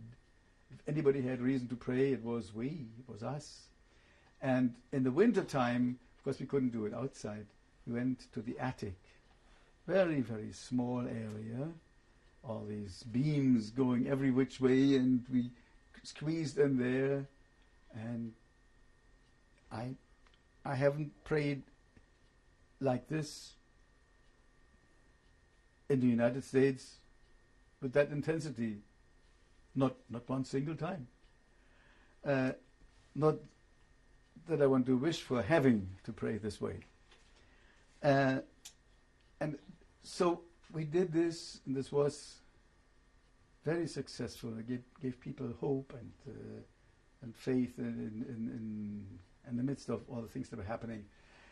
In October, beginning of October 1944, we had the High Holy Days. And we were allowed to take time off for services, because they had to report to the Red Cross commissions that came to inspect that they really did good things for the Jews.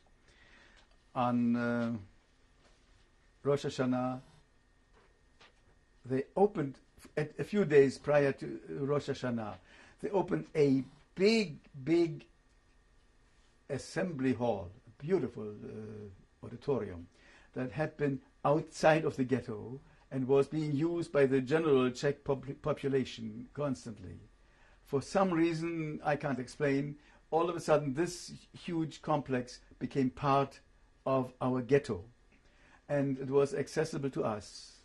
So we put on concerts there and the high holiday services.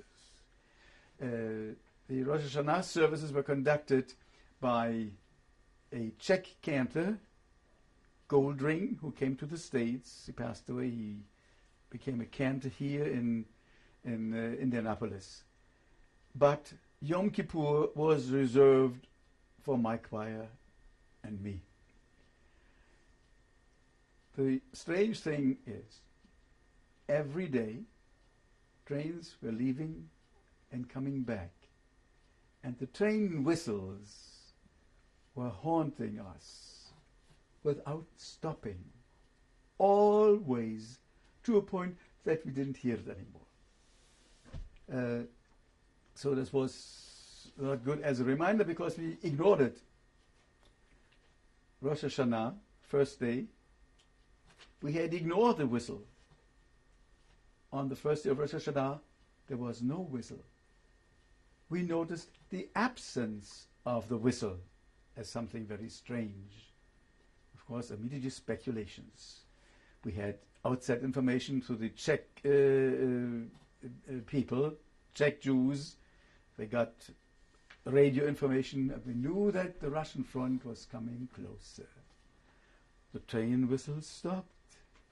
What a wonderful sign. And the 10 days of repentance, the days between New Year and the Day of Atonement,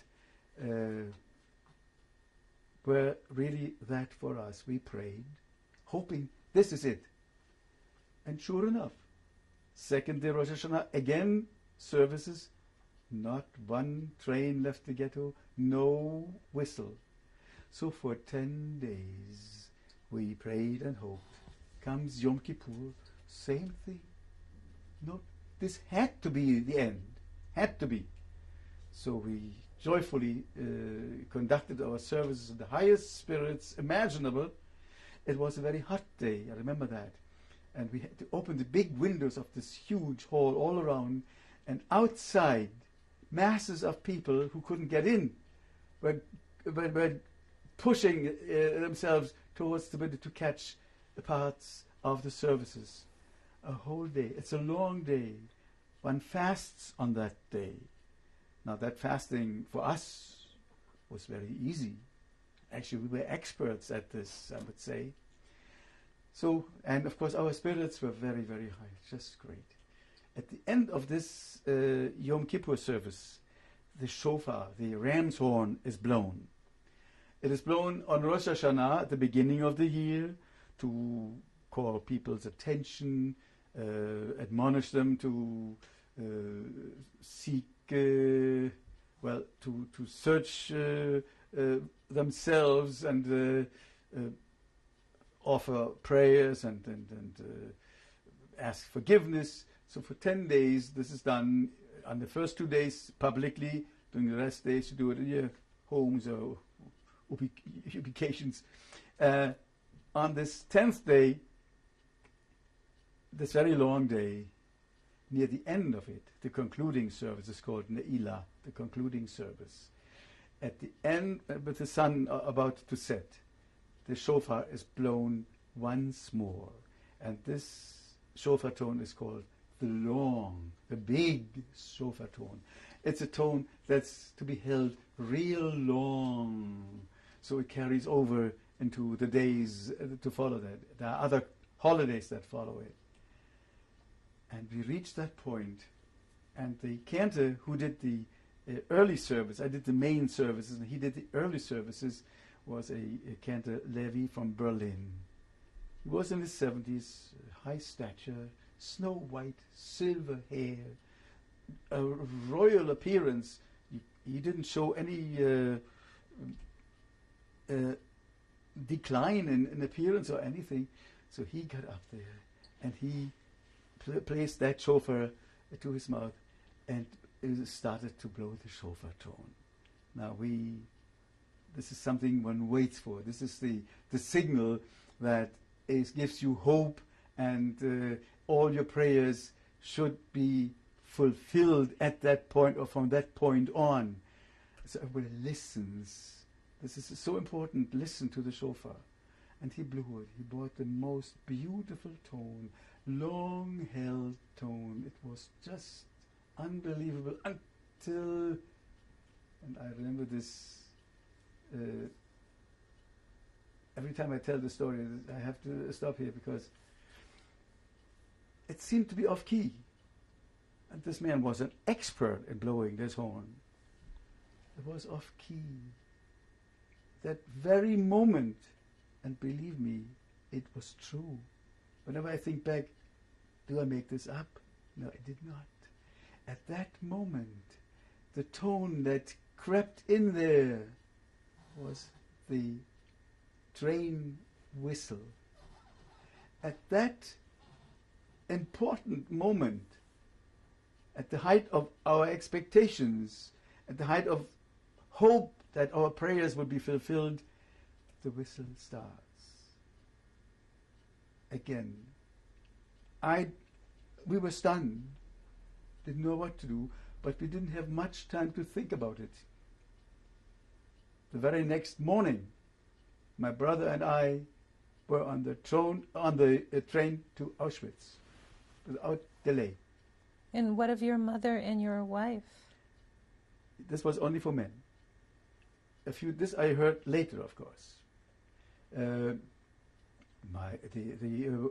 women were called into the Appellplatz, the big large area, and the camp leader, or SS even, I don't know, I wasn't there at that point, spoke to them.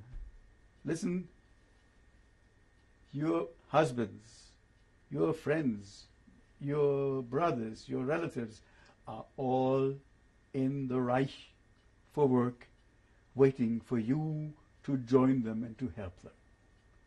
You can volunteer. Sonia, of course, volunteered immediately. My mother, nothing, it seemed, would stop her from volunteering too. She volunteered. She was not accepted because she worked in a place where they repaired or made uniforms for the army. So she was needed. She was protected. It didn't help. She couldn't go, but she went back a few days later, and we heard later that she forced it to a point that they had to let her go too. And of course she was killed. She could not survive it. I saw her name in the Gedenkbuch that is in Berlin, where the survivors who went to, not the survivors, the victims who went to Auschwitz and died there are listed.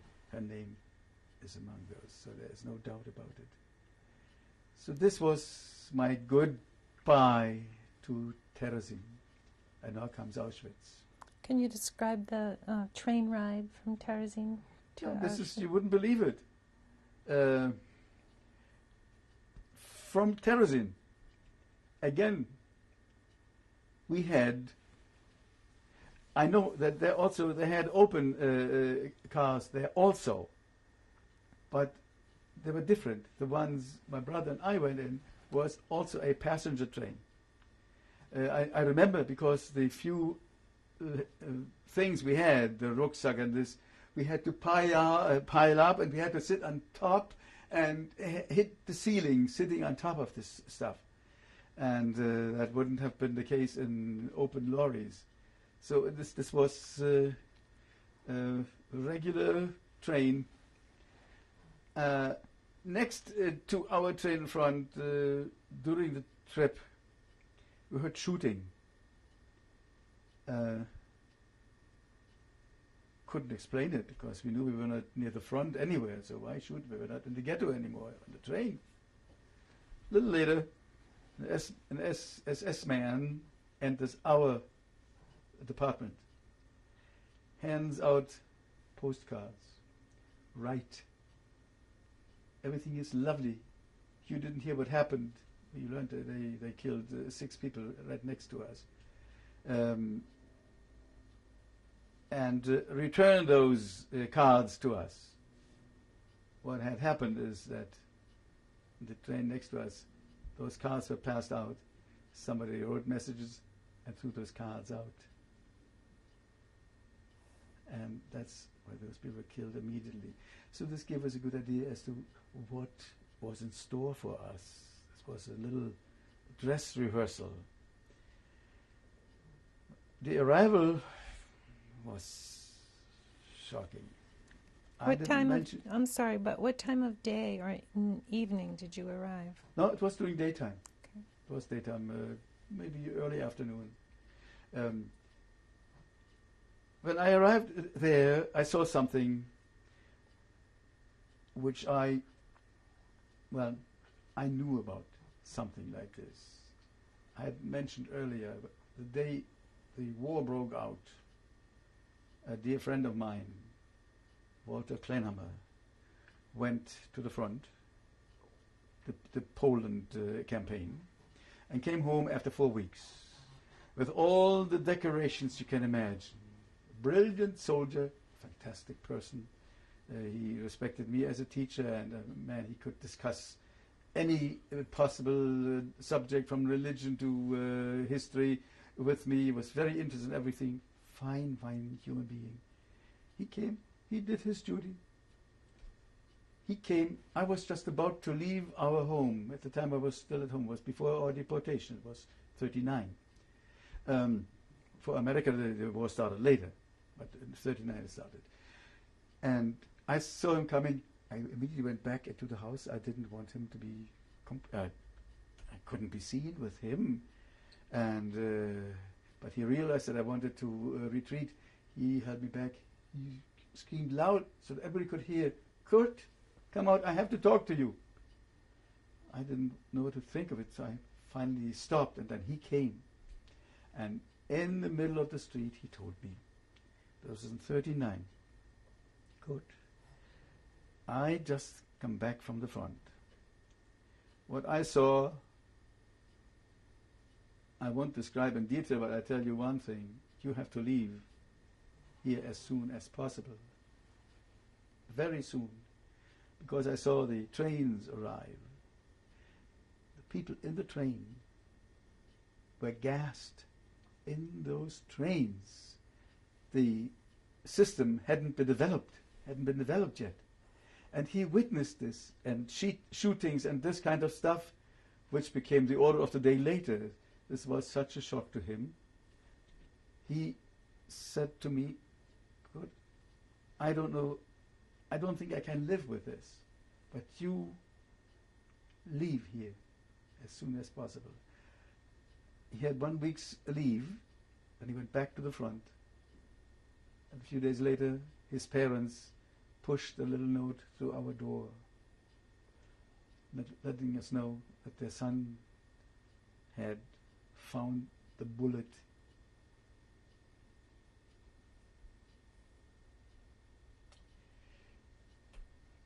Yeah, he was looking for him. He couldn't live with this. And now my problem started. I had first-class information. Couldn't tell anybody. Because I wouldn't have known whether anybody would have believed me. Coming from me, it's not believable. Coming from him, it was unfortunately very believable. So all these years I knew what to expect. So that's why I accepted Terezin as something much, much better than it really was. Because I had a clear picture of what was in store. So I doubled my efforts to do the good work, if ever possible. Well, of course, then in Auschwitz, it was Birkenau. I looked out of the window and I saw guys in those striped uniforms, which I hadn't seen. We hadn't worn them. And then they took their caps off. I saw their shorn heads. So that was all was so brand new and shocking to us. So we went out, lined up, passed the inspection left and right. I let Sonia tell you details about this because she had very personal experiences in that respect. And went to the showers, which fortunately were showers at the time, but those were showers that could be converted into gas at one switch change. All these things we do. We stood in line, having been robbed of our clothes, wedding ring. There was just nothing left. We got a striped jacket, pants, wooden shoes with cleats, no socks. But they realized that we needed something, so they were very, very human to us. They gave us something. As if they had known that I was a very observant Jew. They gave me something, only they knew what it was, and I would know. Prayer shawl, pieces, which we were forced to wrap around our feet so we could enter into the shoe. I didn't mind doing it because I felt this is on your account. This is your sin.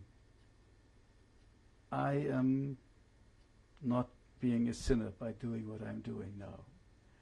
But you see, that's what they tried. The psychological warfare is what we had to arm us against. And that's where my fight continued constantly, because I knew this was so devilish. I mean, you needed all the possible reserves you had to survive something like this. Such a minor thing, seemingly. Did they tattoo your arm? Yeah, they came a little later. Yeah, I come to that. That's before we were declared able to work and we could continue. Now, the next step was we stood in line in these new outfits, long lines.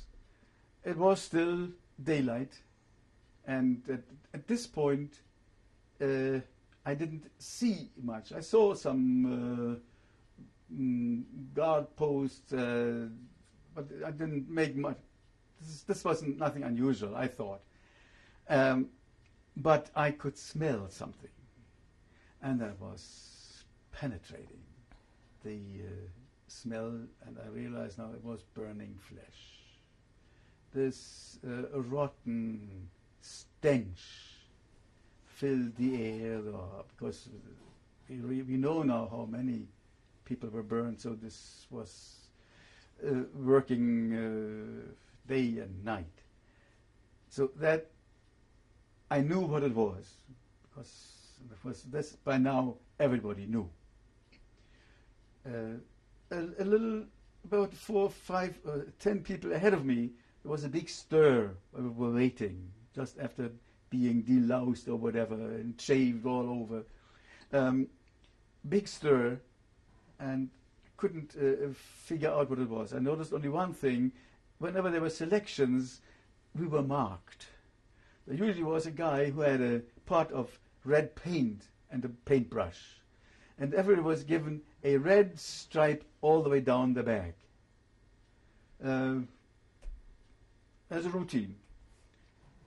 But then there was somebody, from a distance I could see, who got more than one stripe. And that's were a big to-do. Somebody painted a whole fence going vertically and horizontally with this red paint.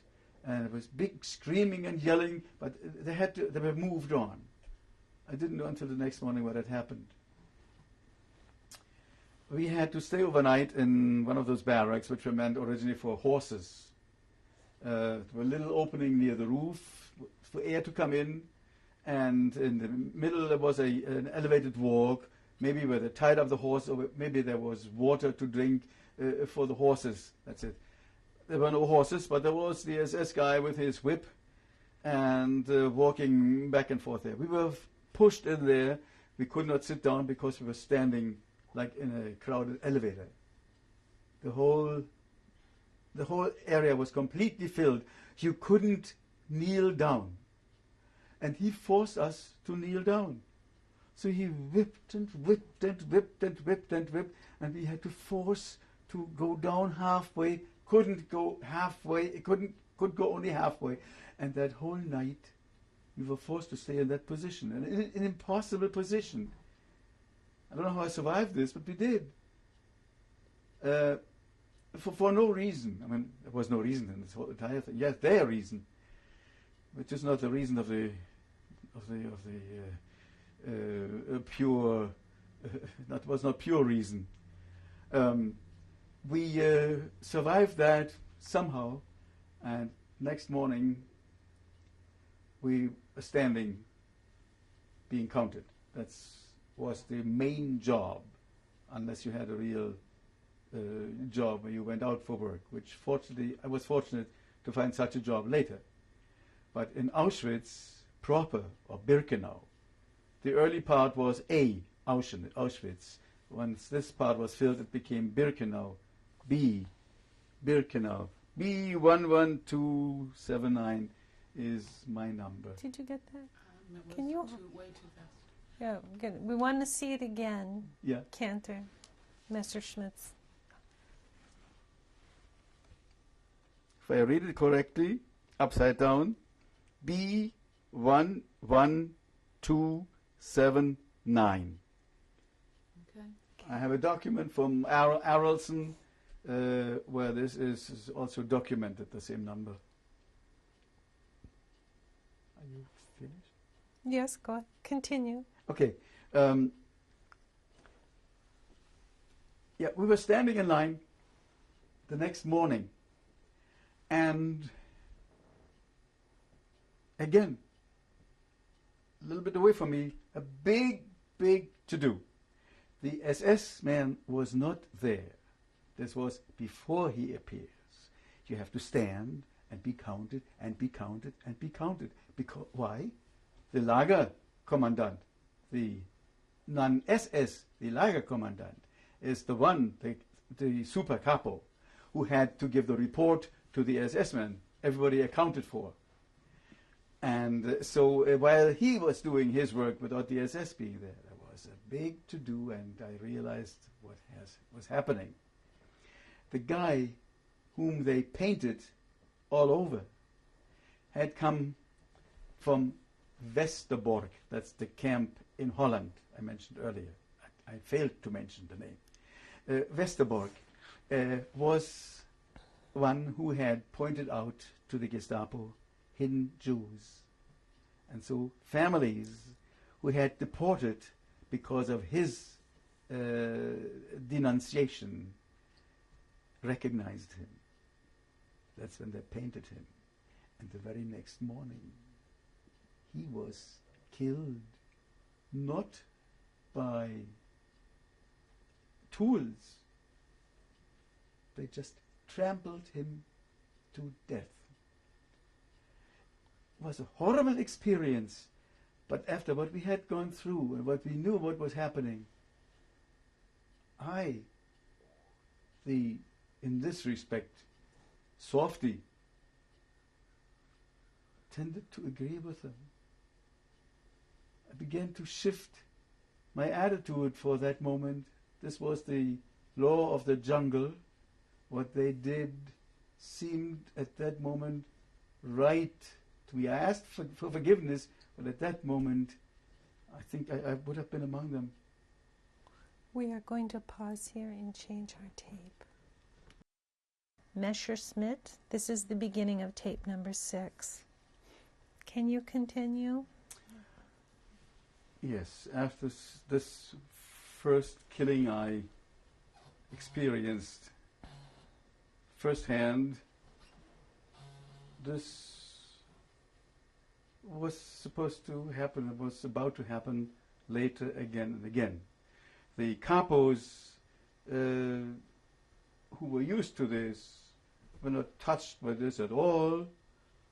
They threatened if somebody did something wrong or didn't obey them. They just said, and this was the camp language, we send you back to to the chimney, the crematoria. This was the daily talk, nothing even to lose any thought about it. Auschwitz, Birkenau. The first selection. No, I'll leave this. It's not good. May I ask you a question here? Yes. During this time, was your faith shaken at all? What was your relationship with God? Did you feel angry?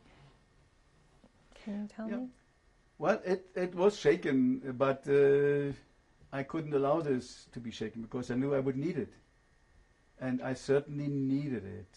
This was one moment where I even felt, strange as it may seem, that this particular event was also a work of God.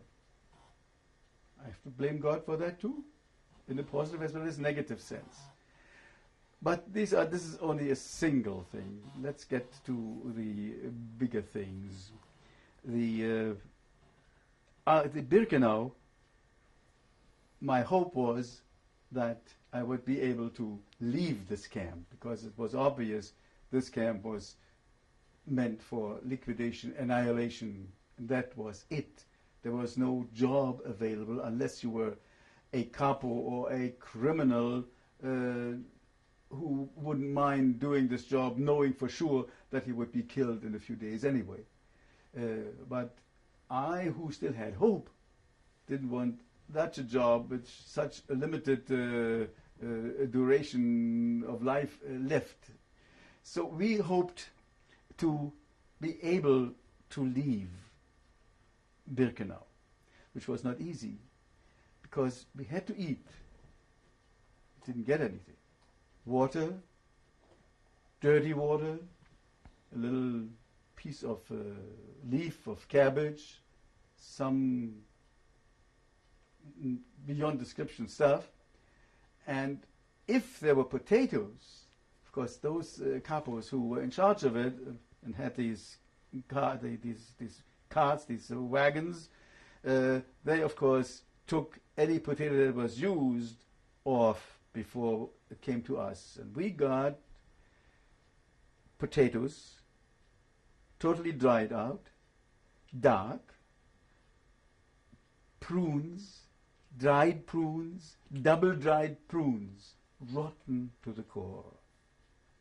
My brother was very hungry, and he was about to eat, and I stopped him. I told him, and he agreed wholeheartedly. I'm glad he did. We are not going to eat this, because this will certainly kill us. If we die, we want to die on our own terms. Let's die from starvation, but not this way.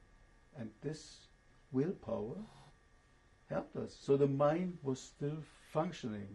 That's really what helped us, because I saw people left and right from me just fold up. You could watch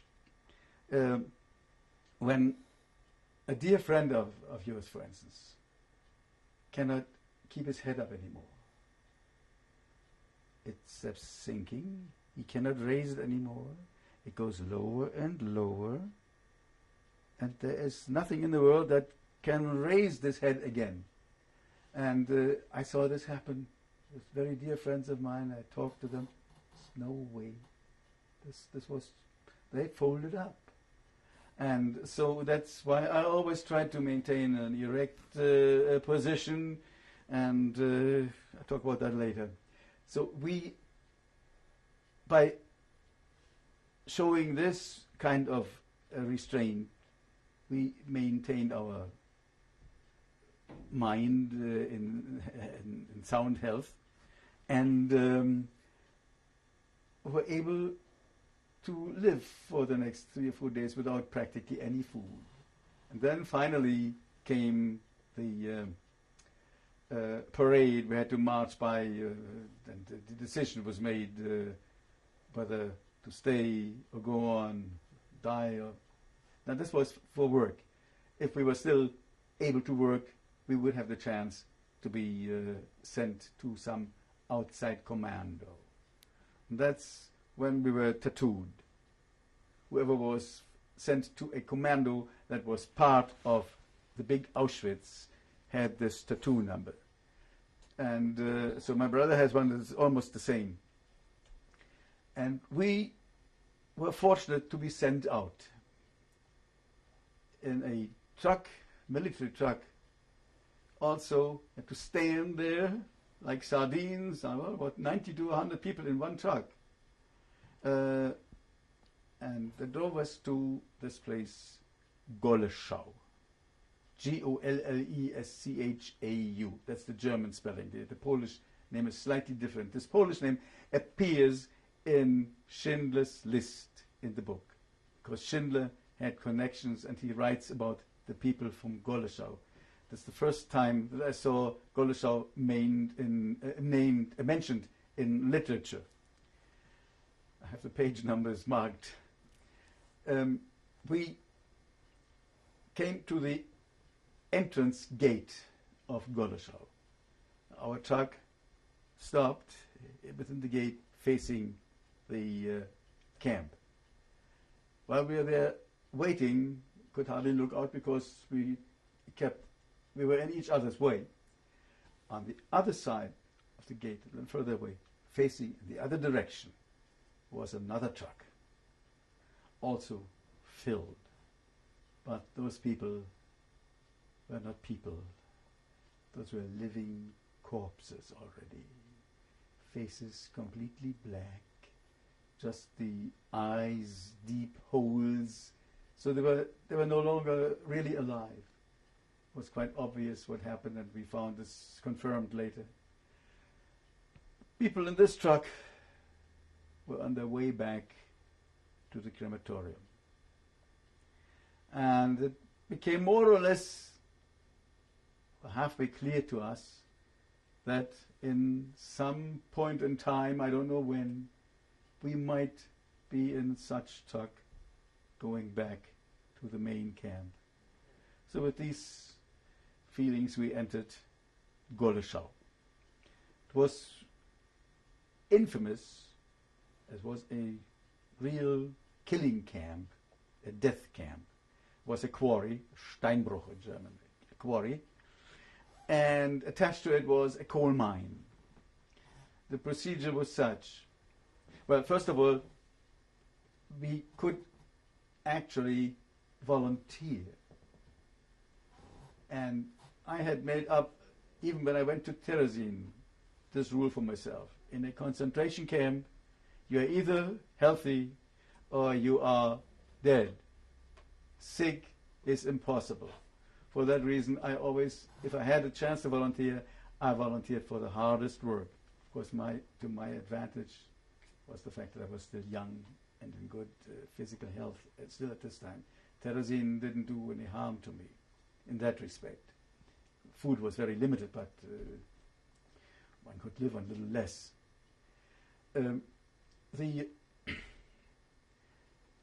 So when we could volunteer, I volunteered immediately for the hardest one, for the Steinbruch, for the quarry. Was accepted. My brother, that would have been a problem. He was strong, but not that strong physically. So the quarry might have been a little bit tough for him. But fortunately, and these are all miracles that happen, coincidences, call it coincidence, whether if you're believing, say miracle, if you're not, it's coincidence. Next to this quarry, there was a little factory that made barrels for beer, I don't know for what. And this barrel factory needed a carpenter. My brother could volunteer, and fortunately, they accepted him. So this was what saved him. The Steinbruch, in a way, saved me, because I was at least in fresh air.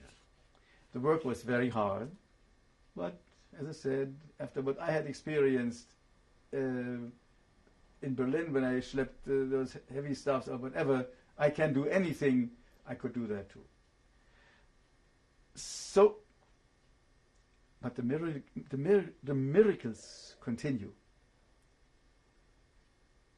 because under normal circumstances, even the strongest couldn't have survived there. I'm for about 3 days in this camp, Goleshau. I get a message. Somebody brought me a piece of bread, a little wedge of bread.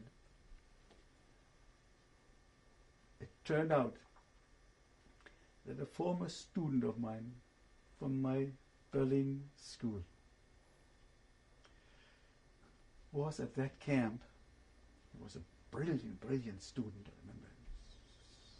Fantastic person. He became the favorite of the Lagerkommandant. He walked around in fitted uniform. But he found in the lists my name. Coincidence? So, at one point he waved at me that he couldn't do much more. But every time I got a little message.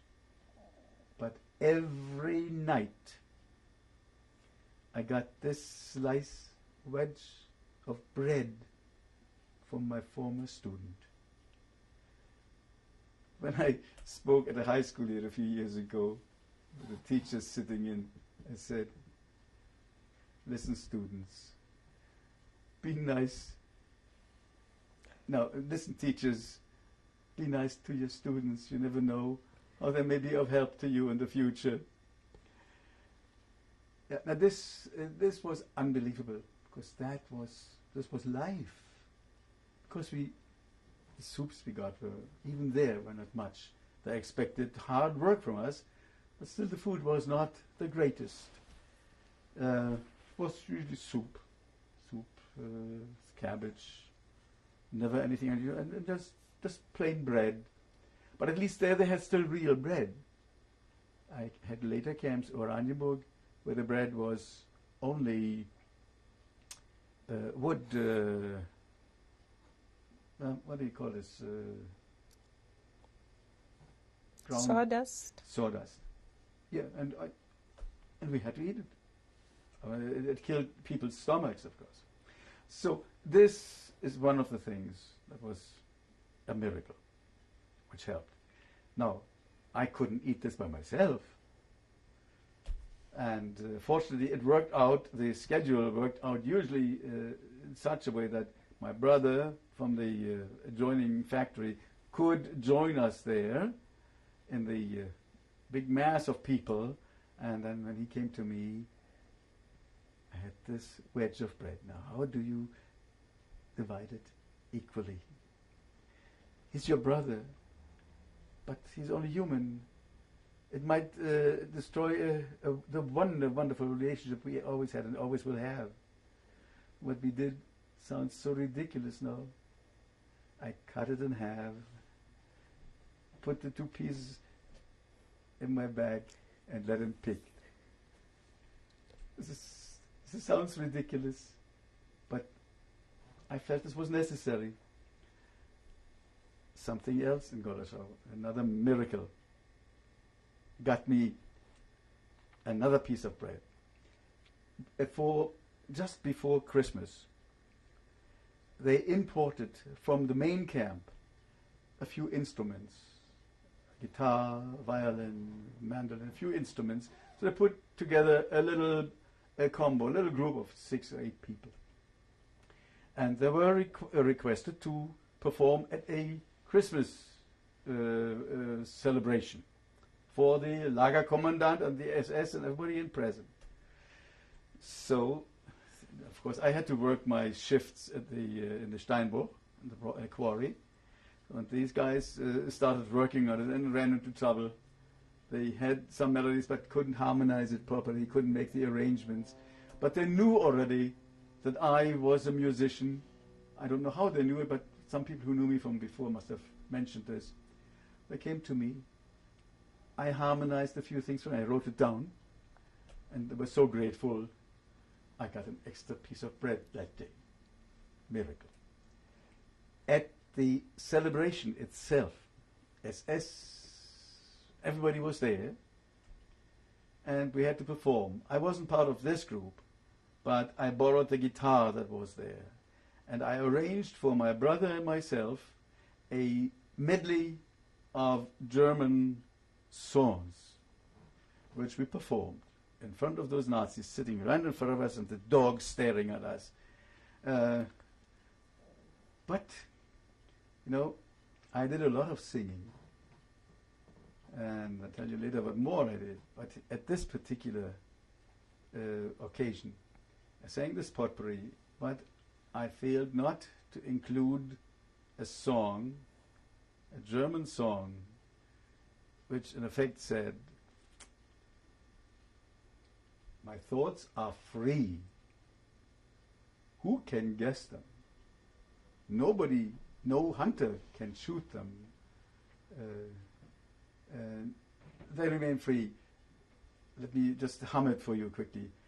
Die Gedanken sind frei, wer kann sie erraten? Sie fliegen vorbei wie nächtliche Schatten. Kein Mensch kann sie wissen, kein Jäger erschießen, es bleibet dabei. Die Gedanken sind frei. And my thoughts are free, they are my own. You can't shoot me, you can't shoot my spirit. And this I sang straight into their faces. And I remember I felt wonderful doing it. I wasn't concerned about any possible follow-up. But everybody of my fellow inmates later told me they were so worried about me. So you see, this was some type of resistance. And this way I did many times. One Sunday morning, the SS were preparing a Sunday meal, and we were standing there being counted, and all the aromas of Arabia were wafting towards us. Somebody had a mandolin. So I don't know where it got there, so nobody could play it, so they handed it to me. I tuned it so I could pluck chords like a guitar. And I invited them to sing along with me the the camp song, the Buchenwald song. Buchenwald had a camp song, and very, well, it's sentimental, and spirited, and spiritual in a way. And one of our capos had come from Buchenwald, brought this song with him, so we just changed the name Buchenwald and saying, "O Golleschau, I can never forget you," and so on. This, of course, was a song that should give us courage, and the SS was walking outside with the dogs back and forth, and I started playing, and they started singing. All of a sudden, they stopped as a shot in the air. So, but we showed that we wanted to say something. He didn't go any further. Out in the quarry, working with the rocks, I had frequently night shift. It was ice cold in the snow. And the capo I had was he had the green triangle. It means a professional criminal, maybe murderer, or something like it. And I was always in the habit of watching people, those guys. Right now you're not happy with me because I don't watch you all the time. Yeah, and I made it my business to watch him. While I was working hard, I mean, there was no fooling around. But it was so ice cold, and whenever this couple, he had this bayonet and his guns and everything, rifle with him, and every time I noticed that his eyes went wild. There was a flicker in those eyes, so I knew there was something wrong with his mind. He would lose control, and he did. I noticed 3 times he killed somebody on the spot for something very, very minor. I don't know what. How did he kill them? Oh, just shoot, right there. He had free hand. So I watched him, and I was in the habit always to hum to myself, to sing a little bit, maybe making a musical arrangement in my mind while working. And I noticed whenever he came close and heard me sing, he stopped and listened. And then he moved away. But he came immediately back. I sang a little louder. And he paid attention. He said, "Stop, everybody, take 5. In Germany they say 15. Take 5. And he took us we had an open fire, where occasionally we were allowed to stop for 5 minutes. So we all could gather around. This was a welcome relief. And suppository sing. During the marching, of course, we always had to sing. If we didn't sing, for not singing, you could be killed. So I used my voice, that professionally trained voice, and sang and led them in singing, which gave them a lift and it kept him at peace. But here there was something special. I don't know why it happened that I sang it. I sang a Yiddish folk song, which tells a story which I found shortly after that tied in with this man. These professionals were sent to these death camps where they could do the shooting they would otherwise have to do at the front. But he was exempt from the front, but he had to promise to do the shooting here. And so he didn't want to go to the front. He was deathly afraid of it. And this song told the story of a Jewish blacksmith who was called to the front. He says goodbye to his wife, and the wife and child stay at home and pray for the soldier every night. May God save him, and so on. And finally, so that made him. This was his story. He didn't want to go to the front, and so he kept listening. The Jewish aspect of the song didn't touch him, because the Jewish aspect was that the mother prays every night and ends, we hope he'll return because our God is great. Second time also, let's pray, kneel down with me, my son, pray that Daddy will return, God will save him. And then the third night the rabbi comes and tells her, Esther, you have to come to the early morning prayer to say Kaddish, the prayer for the dead, tomorrow. And but it ends in the very Jewish sense. The other verses said, God, he will return then, God, for God is good. Yes. The last one, he does not return, but God is still great. Now, with this song and a few other little songs I sang, I kept this man away from his horrible job. My whole group, he gained every time about 15 to 20 minutes breathing time, living time. And I always like to make these biblical comparisons because they hit me wherever I go. I felt like young David in the Bible, who played and sang to King Solomon, to King Saul, when he was beset by evil spirits. And this, what I did consciously, and it made me feel good. And I know this way I actually did save lives. This is wonderful. This is giving me a wonderful feeling. And which doesn't alter the fact that it didn't do much. It's one drop. But one drop was good for me. And of course, then we were. So this was one good thing. The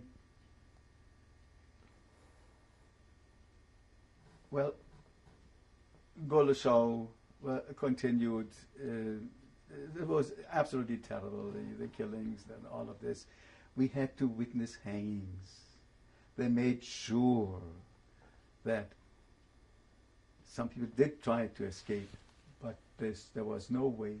The dogs brought them back dead. The bodies were displayed naked, bloody all over, bitten up by the dogs, and shot afterwards. We had to witness it. Anybody who made a mistake of a minor sort, they hanged. We had to stand during the count and had to watch. We were forced to look. And the Lager eldest described in detail what was happening. I don't want to say the arms get out of their regular locations, and everything was described, and we had to watch this. So it was very difficult to watch and not see, but you can do this. Once I developed a swollen hand. There's the scars from an operation I had in camp, and I was lucky to have this young man there. He saw to it that I got some ether. Normally they wouldn't have. So if I survived, it's due to these many, many marvelous things that happened to me. And of course, while this was happening, of course, I kept telling myself, I will survive, but I have to pay for it. And I wanted to pay for it. And how did I pay for it?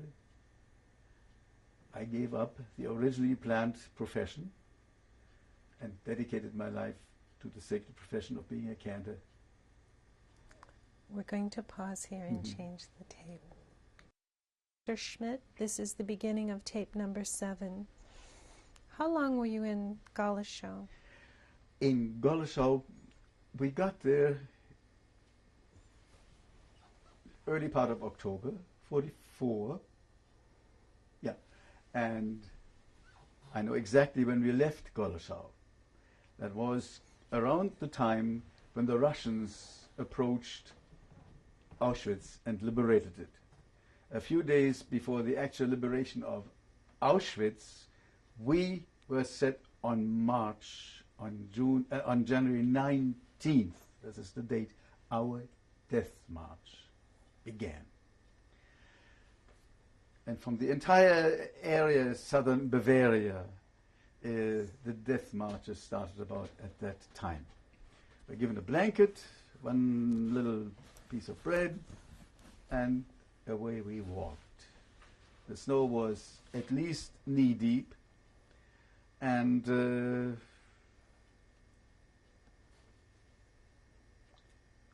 Do you know how many people were walking approximately? Yeah, in my each group were different, but basically, when they left, where we had to leave a number of very sick people back, they were the fortunate ones because they were liberated by the Russians sooner. So they didn't, unless they died because of their sickness, they could survive then.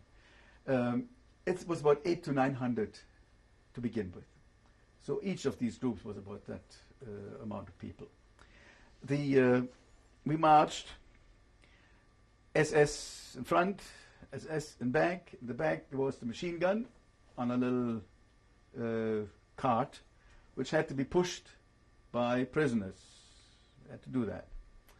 And if anybody in the deep snow stumbled and couldn't get up immediately, he was shot. If it was an immediate death, they shot him in the neck to be sure that no witness survived. This went on, well, for a number of days, but then we came to a place, Gleiwitz was the name of the city. There we stayed overnight in a factory, a workroom. There was machine equipment which was ice cold, and we couldn't lean against anything or we would have frozen to it. So this was a horrible night. Before we got there, for the only time during the entire period, began hallucinating. That was the only time, because I saw lights where there were none, Fata Morgana, and my brother, who normally was the one whom I supported, was the one who got me back on the right track. So we came to Gleiwitz, stayed overnight there, and the next morning quite a number of people had died right in this place. those who had survived were in this big courtyard, and I see already one very handsome, tall young man with whom I had some dealings musically while I was sick in Golashaw, and I had this operation. I made a musical arrangement at that point, and I trained him to do this particular part. As a matter of fact, out of protest, if that ever would have been performed, this was another protest, because I set to music an American song.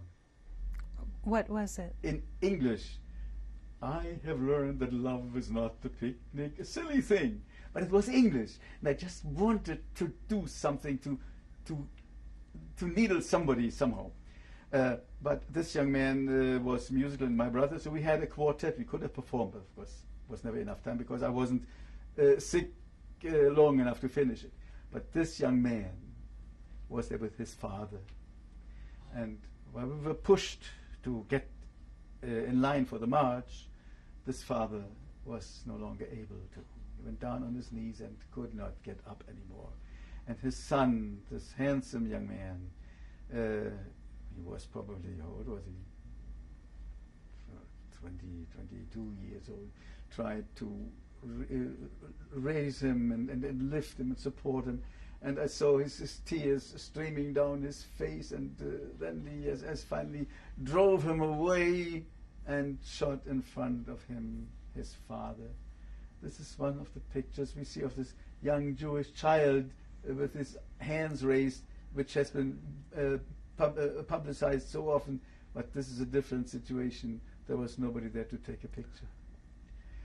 This is so engraved in my mind, and so we went on. Then parts of this trip were done in open lorries. They were open, and we were about 60 or 70 in one. Next to mine, to ours, was one that was empty. There was only a fire in the middle, and there were 6 SS gathering around this fire. We had hardly anything to wear, just one blanket. And they had their uniforms and furs and fur hats and everything. Would you believe it? 2 of them died right there from the cold. How did we survive? So this was unusual cold. So not that we were happy that they died, but it's miraculous that we survived, but not all of us, unfortunately. That trip took us crisscross through Germany until we, I don't know whether you have the German land map in front of your eye. Berlin, north of Berlin, there is Oranienburg, that Sachsenhausen, that camp.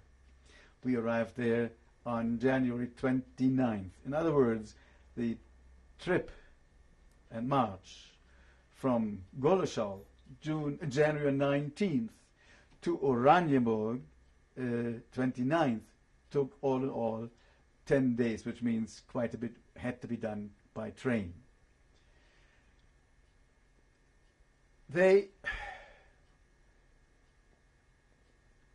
This was a miserable camp, but we didn't have enough time to find out enough about it. The only thing was that my brother had developed an infection of the lymph under his arm, and there was nobody to treat him.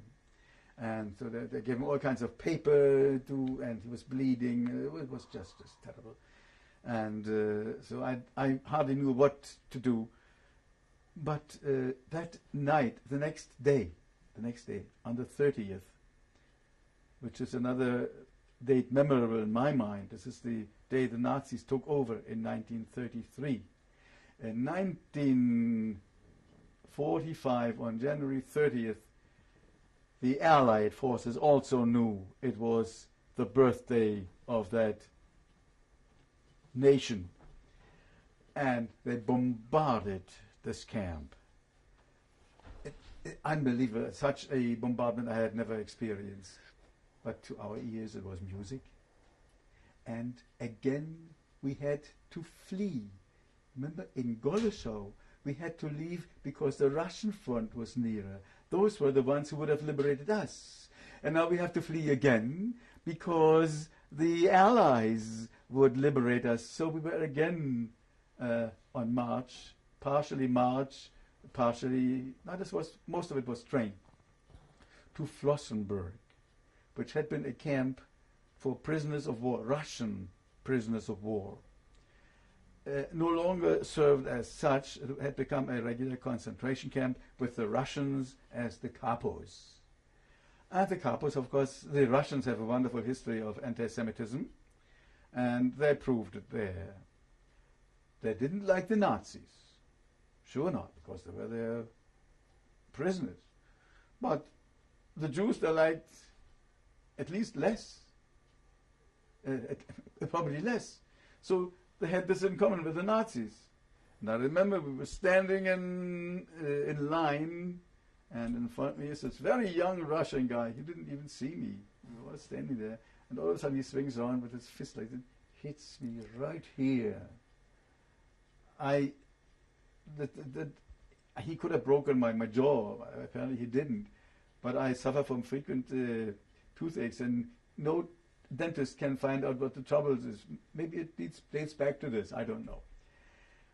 So there we had that capo who was known as the Vergere, the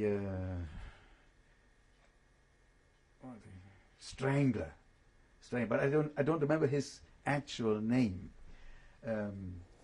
So there was no job for us.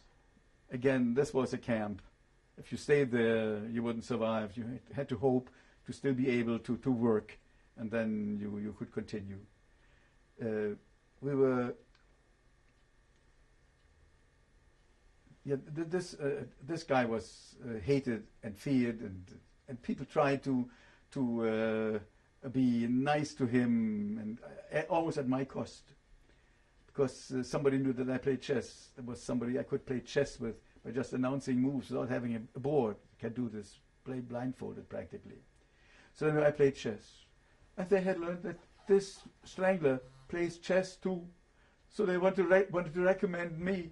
I had the time of my life to convince them not to do this. Of course, that would have been the end. What can you do? Beat him? Impossible. Lose to him? Well, you let him lose. You let him win. So there was no wins. Fortunately, didn't do it. Then this guy let us march, military fashion. I attended a German school, so during gym hours, once in a while they let us march. So I knew how the military marches are handled. So I, anyway, put myself always together. So he singled me out, praised me. I wanted to sink into the hole because I didn't want to have anything to do with. Thank God he didn't follow it up. But then came again, after a few days, the selection. Again, the pail with red ink, brush, small brush this time. Everybody got a mark on his forehead. My brother, who was really suffering from this illness very, very badly, always followed me, and I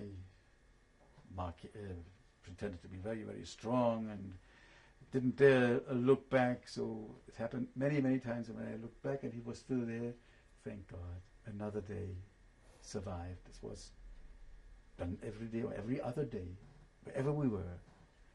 Because this way they could quickly sort out who can be sent away immediately and who might be of use for no matter how little time.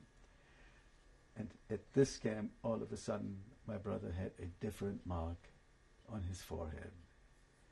And this was just terrible. I had to say goodbye to him. To this day, I see his face in front of me. He was more dead than alive, and he hadn't seen a doctor or anything, and nobody would send him down to the Krankenbau, to the infirmary, which would have been the definite end. So we had to say goodbye. And I arrived at Gannaka, which was a place that had not existed beforehand, was just created for a brief duration of creating a runway for the Wunderwaffe, the V2, that should win Hitler's war in the last minute. Got there was nothing. They didn't have any water, nothing, but the minimum, or the less than the minimum they got somehow. The next day, another group comes from Flossenburg again. And one young man saw me, and I inquired about my brother. He told me, your brother went down to the infirmary. He couldn't stand it anymore. The implication was that my brother apparently had not survived. Well, this was one of those low points. But I was there. We built with the help of railroads where they had the train, and at that time I think those were Canadian flyers, flew very deep and bombarded everything they wanted, and they hit their precise aims, no question. None of us was harmed. There was no air raid shelter for us. There was never. So they were easily recognizable. So it was our protection, actually, and their aim was perfect. The flak, the cannons the German used against the airplanes were manned by boys 13 or 14 years old. They didn't know what they were doing, so we just got the shells or whatever. So some people of ours were injured by that. So we didn't take too long. They had to put us on march again. And this is now the tail end of the death marches. Same way, same killings, no food this time at all. And we were at the time Roosevelt died. Somehow we got the news, and it saddened us because we thought, I hope it won't affect us in any way. My health was in miserable shape. My wrists were like this, my ankles like this, and every so often they had to stop the whole group because Americans were approaching from the other side now. So on motorcycles, they went back and forth, the SS, to establish their situation. And they came back. Once in a while, they allowed us to take a break. The moment this happened, I was on my back, arms and legs in the air, hoping to relieve the swelling, which of course didn't do anything. But at one point, the Americans were so close that the SS left. We were on our own. Where to go? I spoke German. That might have been a help, but of course there was two people who had attached themselves to me because I was their hope at that point. So we walked and walked, and there was nothing. It was in the midst of nowhere, farms far away, and all of a sudden we see motorcycles, SS on motorcycles. They were running around, driving around to round up people who had been let go, to shoot them. And they found us. I started talking. If you think I'm talking now, this was nothing. I spoke German, and high-class German, so they knew they had to do with somebody who was German, and they knew what he was talking about, and used all my persuasive powers, if there were any, and they would have let us go, but they couldn't. But they at least did not kill us. Obviously, I'm here. But they had to deliver us to another camp nearby, which was one of the same type of groups I had been before. They came from the same area. I found out later because one of the guys who were in that camp found me via television. He was together with me at one point. So we went there and continued the death march from there. We come to Traunstein. That is a city 20 kilometers away from Salzburg, from Austria. We were down to about 70 people. That was all that left. Shooting all the way, killing all the way. When they marched through the city of Traunstein, it was already the 29th of April. So those were the last days of the war, 45. And we could see that the mood of the population changed. There were no flags. There were encouraging calls against the SS, who didn't know what they shot into the air wildly, didn't know what to do. I still see in front of, behind a huge window, second or third floor, a lady, probably a baker's wife or something, had a huge loaf of bread and openly cut it into pieces and threw it down at us. And it didn't help much, but of course it discouraged the SS a little bit. They began to worry slightly. But, and we could hear the tanks roll by, the American tanks. So we got into the city of Traunstein, near a forest. There was a slight opening I saw, and they opened it up. It was half a man's height opening. What comes out? Pigs. They drove pigs out. They emptied a pigsty, huge pigsty, and forced all of us in there. We were half dead, more than half dead already. We couldn't talk, didn't have the power to talk. We could hardly stay on our feet. So they pushed us in there. We fell more or less into that dirt. It didn't bother to clean up. And the smell didn't bother us, because we're in such a condition that our sense of smell had left us long ago. So that was towards evening. So we were in a pigsty, dark, couldn't see a thing. I just tried to stay near an area where I could look at this slight opening where the SS guard was right there, and around the corner there was another SS guard, maybe there were some more. And my condition was such that I figured, well, this would be the end. There's no way to continue. There was no escape possible, and I didn't have the strength to climb out of a window anymore, if there was one. When, shortly after sunset, there was no sun.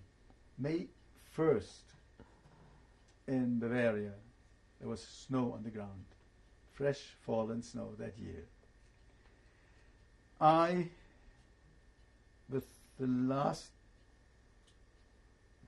power I had, mental power was obviously there, because I still watched that SS guy, and I noticed that he was very unsure of himself, shifting back and forth, checking here and there. I knew he wouldn't bother to shoot people who were buried in mud there already anyway. So I just forced myself to get up, climbed over a few people. I don't know whether they were alive or not anymore. Went by this guard. I do not know whether I asked, may I go to the bathroom or something. I just looked. I must have said something in German. This was the key, to speak German and clearly. What I said I don't remember. But what I knew was that he would not shoot me. He had been shooting all along. I knew it. How did you know it? Call it faith. I don't know. Intuition, but faith. I think, thinking back, I kept telling myself, this must have been the most intense moment of faith I had in my entire life. I was never as sure of anything as that he would not shoot me, no matter what. And I walked straight into the snow. I was not concerned about my appearance. Anybody could identify me anyway, whether they saw my traces in the snow or not. Didn't matter, my tracks. So I walked into the forest. For 2 nights I stayed. The first night in a big farm. Of course, everywhere there were SS. In that big farm there was very young SS, very young people, who were crying for Mama. They wanted to get home because they were listening to the radio. That moment came over the radio in the news that Italy surrendered. So they knew it was over. So they wanted to get home. But that didn't help my fear, because in such moments, desperate last minutes, they might be even more than just what they were ordered to do. But again, miracle of miracles. I walked into that door. See, all these young people began to worry, but at the moment they were concerned about this.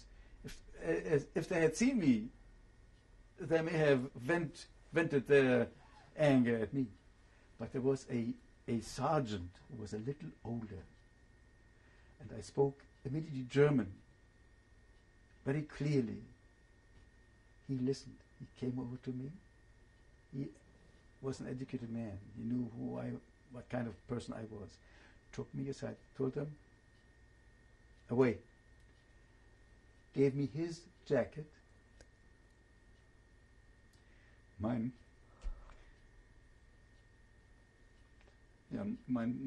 All louse, of course, full of lice. He gave me his jacket, spoke to the farmer and his wife, and they have to take care of me. Said, yes, we can, but we have no space for him. All we can offer him is the cow stable. I was very grateful. The difference from a pigsty to a neat and clean cow stable. The cows looked so happy to see me. And so there on straw I spent the night, and the next morning I could go on. So this was a very close call also. But then on the third day, May 3rd, I climbed a big hill. I have the pictures on the wall there. My son took the picture. Came to a church on top of the hill next to a churchyard and a restaurant. And I was at the end of my physical, my efforts were minor. But everybody had told me, go up there. That's where the military government is. The Germans have to hear government. That's it. It was American, but it was still government. They respect that. So they sent me there. What was it? It was a little white paper, the proclamation by Eisenhower.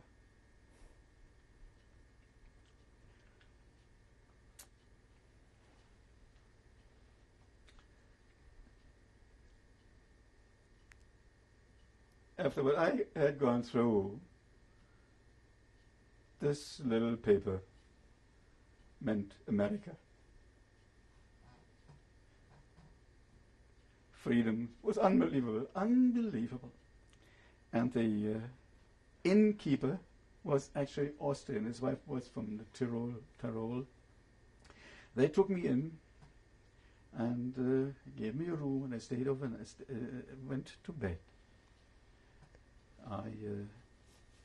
Towards midnight, I woke up.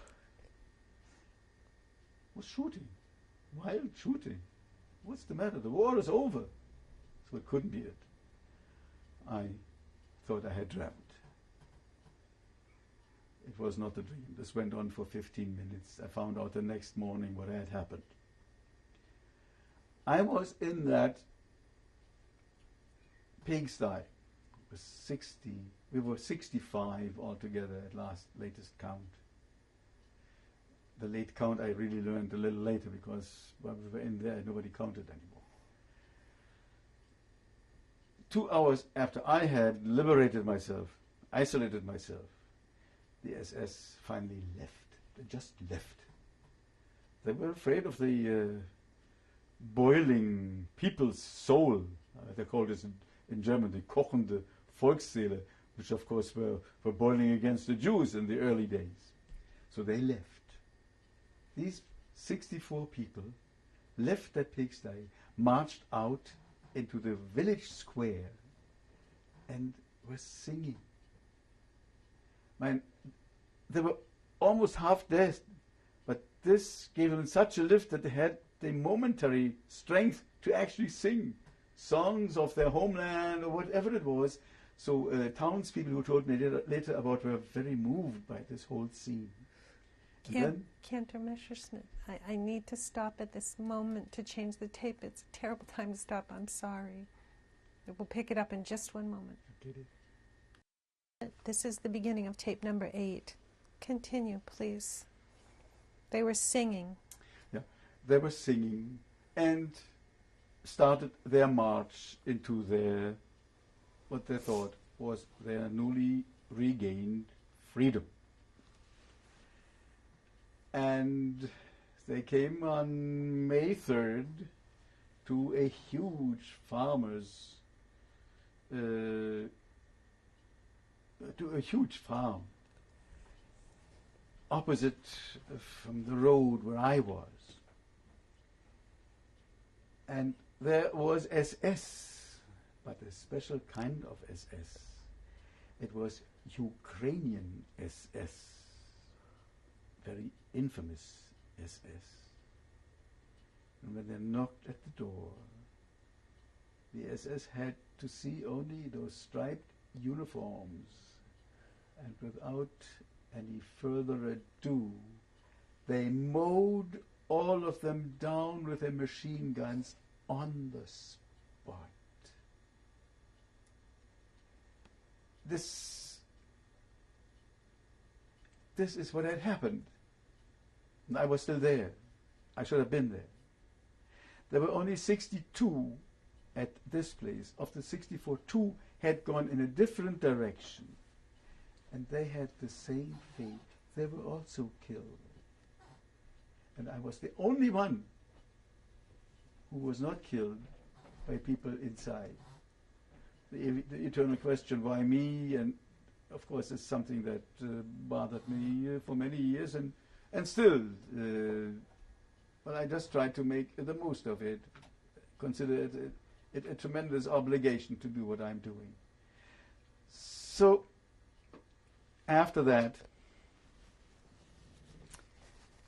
I stayed in that village for quite a while, was sick enough, and tried to recuperate. In the meantime, was listening constantly to radio from Austria. They gave through people who were looking for survivors, so I listened constantly to catch a name, waiting. Wasn't successful.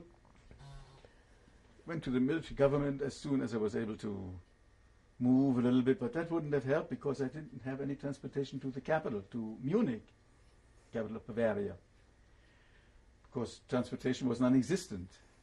The roads were gone, the railroads had to be rebuilt. But when the first train was available, had only one passenger car in addition to all the other freight cars, I was on it. I had spent the time in Zürich by keeping busy as a teacher. I gave an English course. They were interested in this. The priest encouraged everybody to do that. They needed it because Americans came through. First, French came through. I was the interpreter, helped them with the French. Then Americans came through. I interpreted there. So I was very, very busy. The first train that I was on, looking for my family, I had to get permission from the military government to do this Reason? Looking for survivors of my family. I come to Munich. The synagogue was not existing anymore. It was one of the first actually to be burned in Munich. But one little library room had not been touched. That was all that was left. So I went up there. Of course, wherever you go, we went those days. You came to places where there were little pieces of paper, notices. Who knows about this one, that one? Let them get in touch with me, and then addresses were exchanged all over the place. I was sitting in the office with a lady who showed me those long lists, and I was going through them. Into the next room comes the officer of the communication department of the radio station, Sergeant Lehman, and the president of the Jewish congregation of Munich, Dr. Spanier, and they were discussing something. I was looking and paying a little attention to what they were talking about. They were discussing with the approaching Rosh Hashanah, New Year's holiday, to put a program over the radio to show that Jewish life in Germany is flourishing.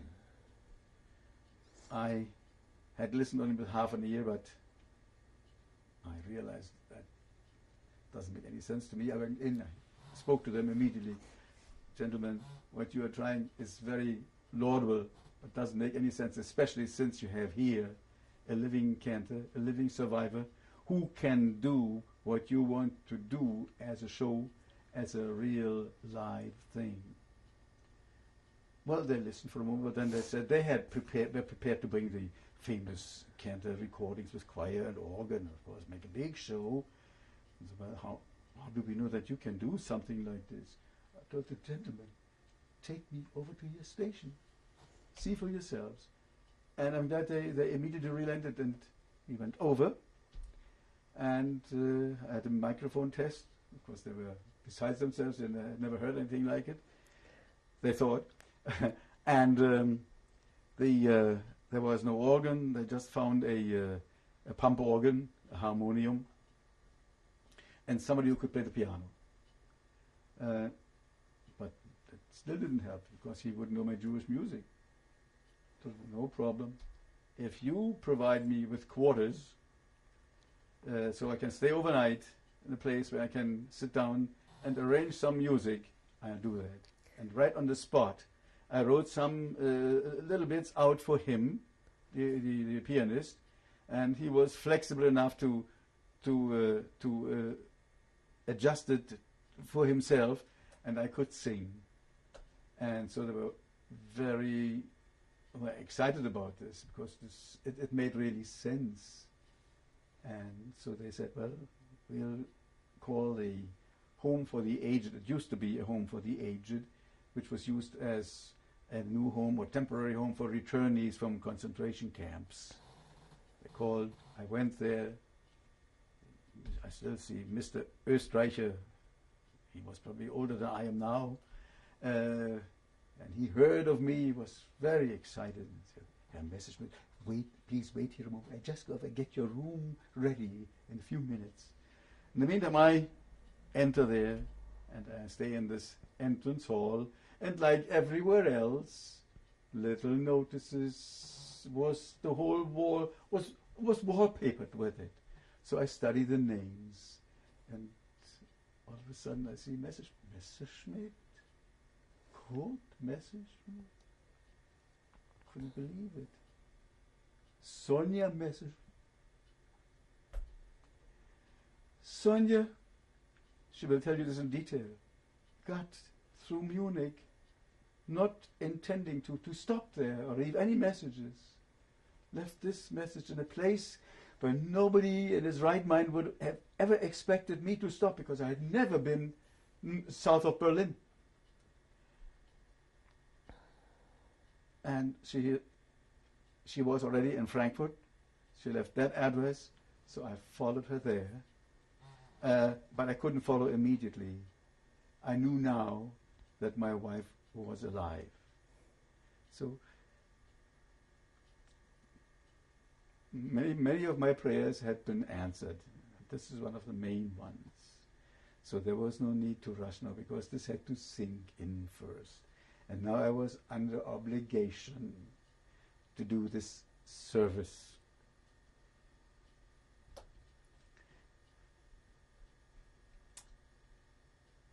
If there ever was a Thanksgiving service,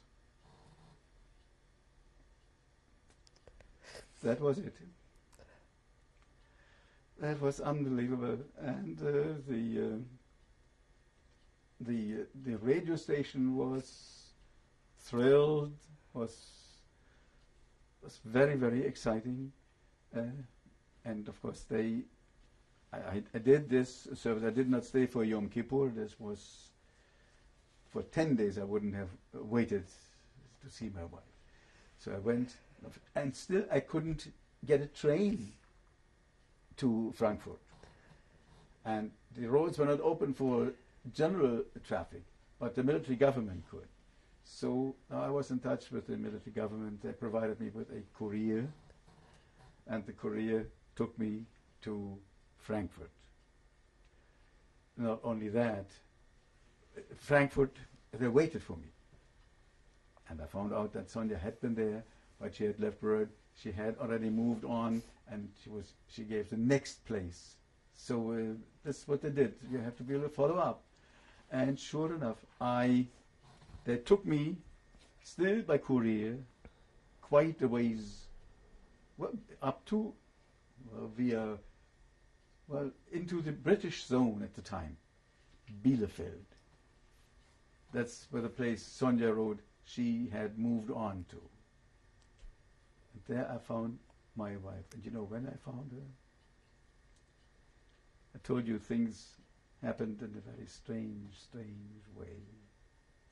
And then you feel that you are subject to something a little bigger than you. These are things you cannot plan. I found her on the day of Yom Kippur. Now that wouldn't have been so unusual. But my last day in Terezin was Yom Kippur.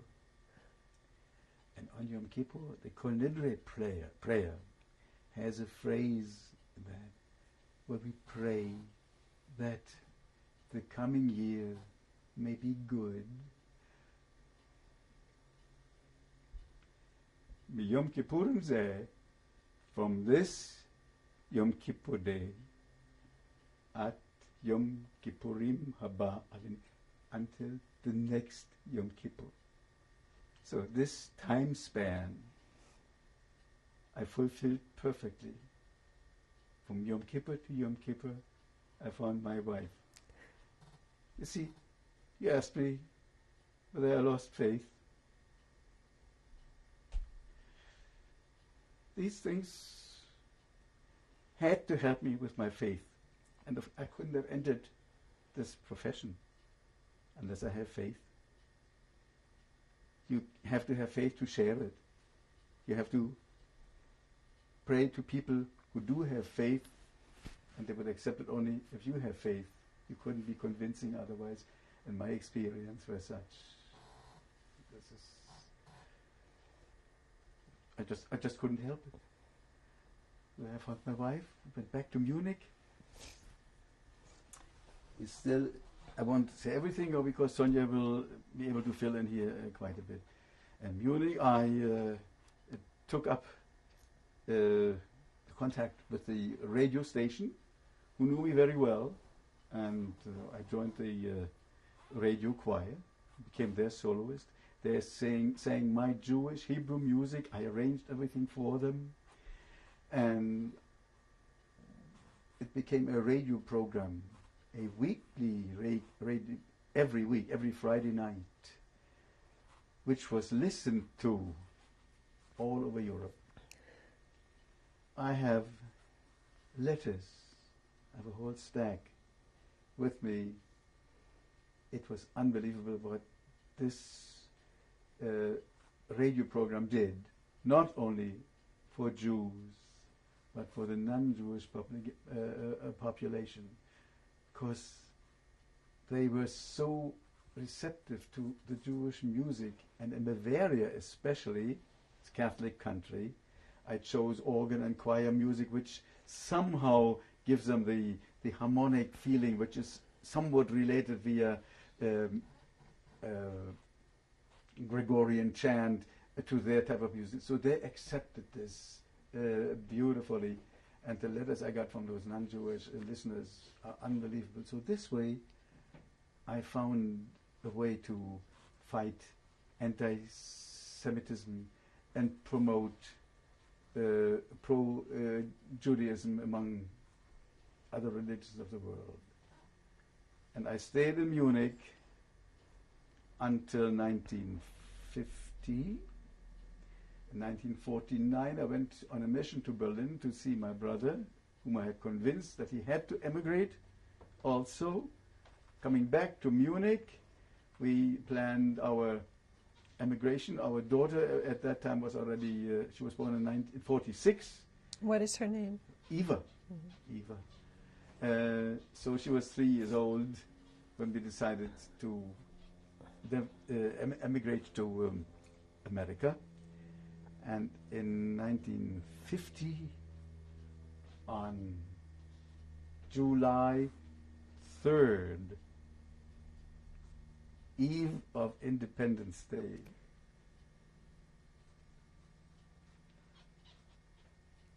we left Germany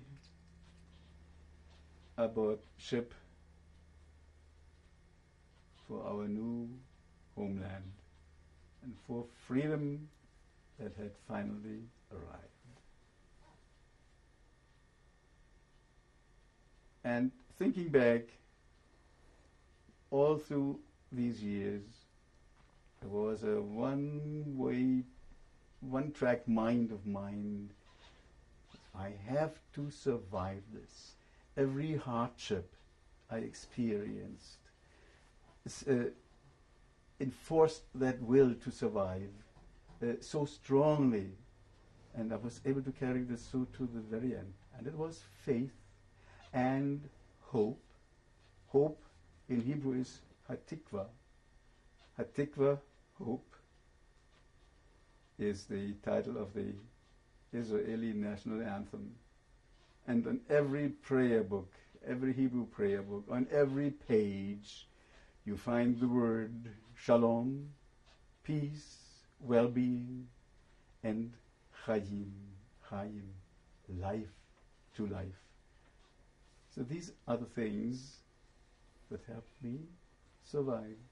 And we sang at the camp, and I was able to move minds and hearts.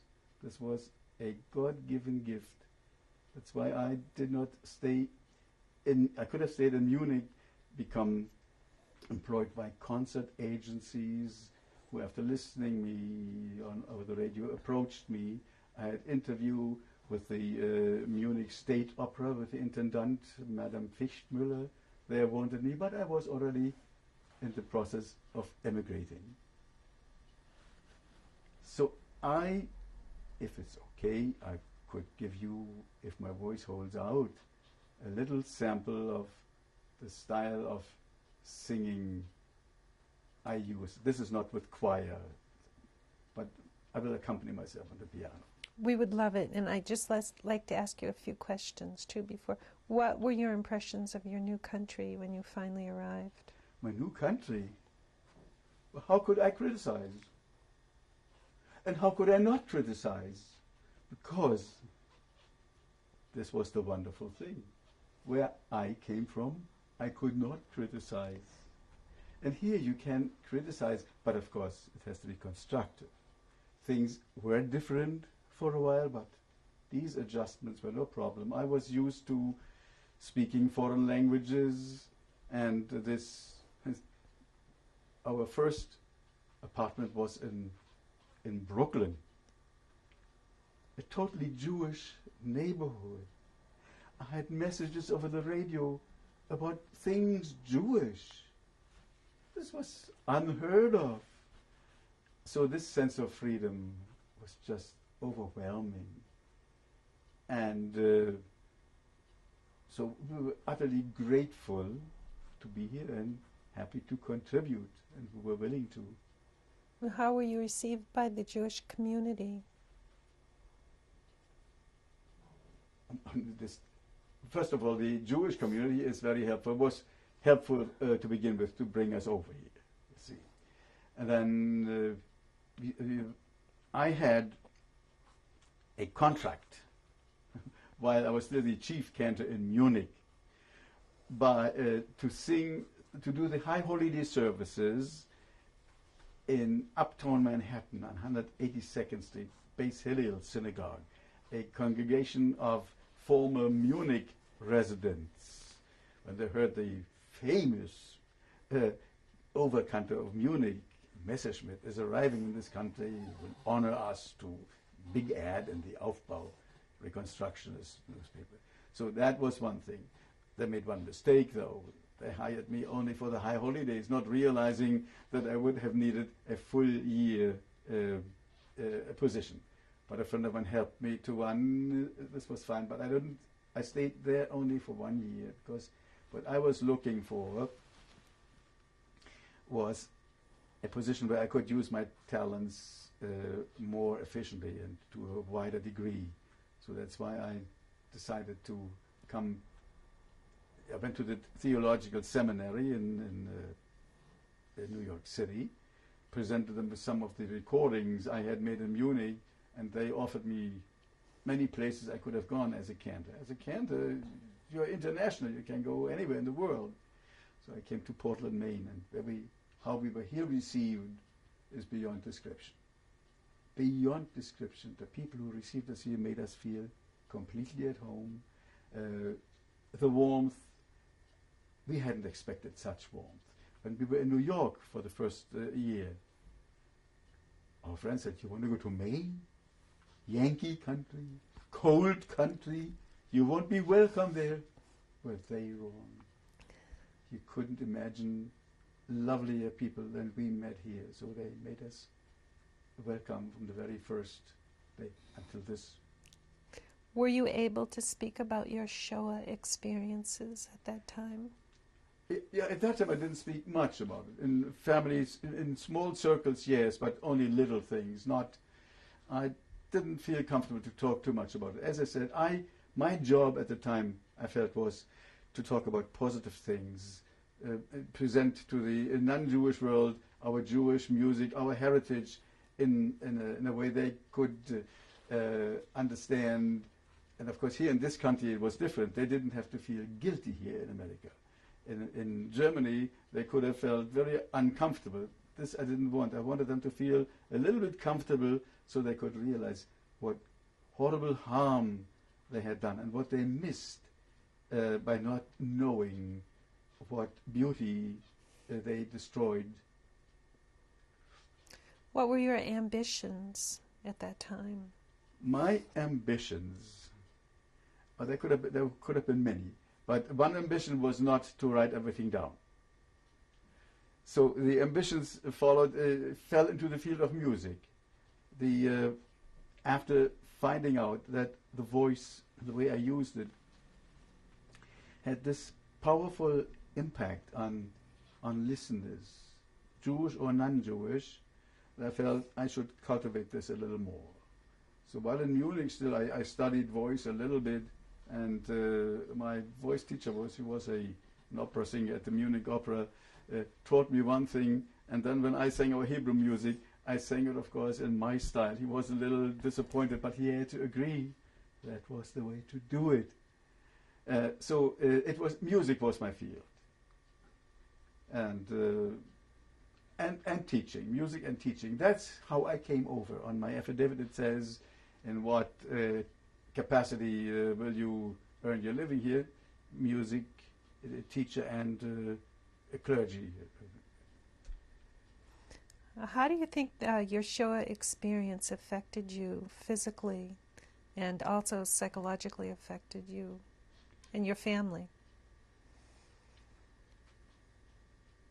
Well, my brother,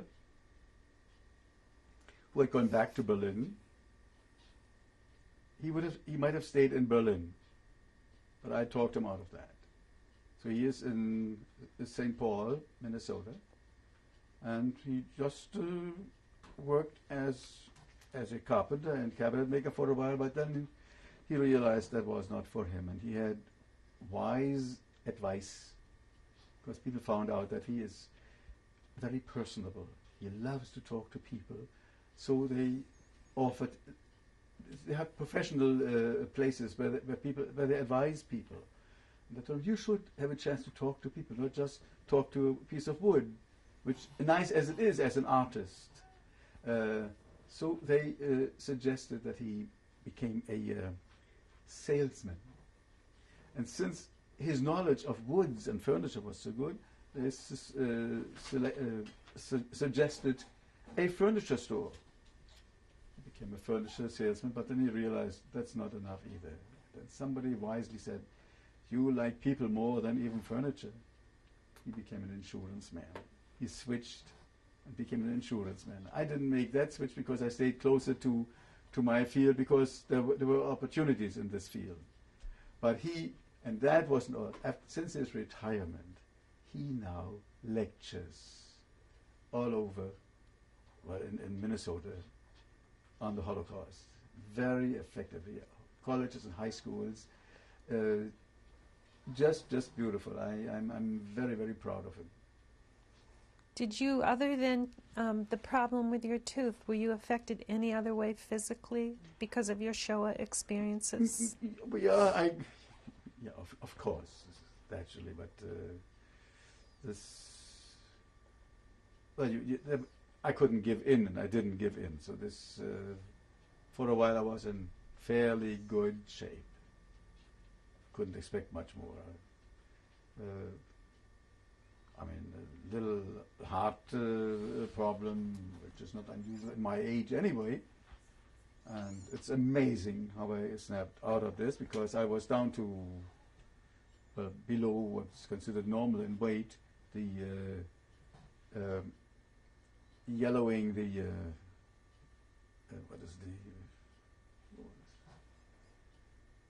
what is that sickness? Jaundice? Jaundice all over, and just the skin and bones, just like the pictures, these horror pictures you see. Do you know what you weighed at the conclusion? I didn't weigh myself, but there were not many scales that went down that low. We are going to change tapes now. Okay. Thank you. Messerschmidt. This is the beginning of tape number 9. How do you think do you think that your Shoah experiences psychologically affected your family relationships?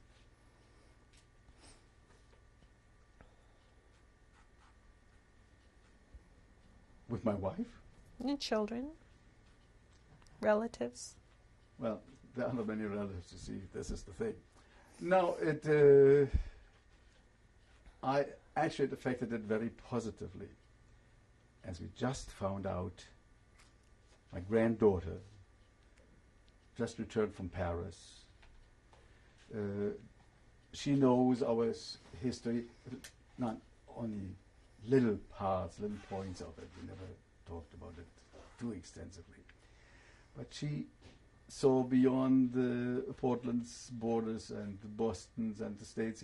She came to Paris, experienced a new culture and Jewish attitudes over there, and she understands now, she wrote beautifully, how difficult it must have been for us to adjust to the new country, to all these things. After the ordeal, she doesn't want to compare it with what she experienced now in Paris, new country, new language. By comparisons, this is nothing, but to have the insight to compare it with us, to see the difficulties we undertook, was quite amazing, which one doesn't normally expect.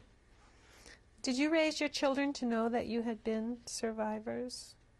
Oh yes, then they knew this from the very beginning, of course. Mm-hmm. Do you dream often about your experiences? Not often, but I said not often, but every so often. contradiction.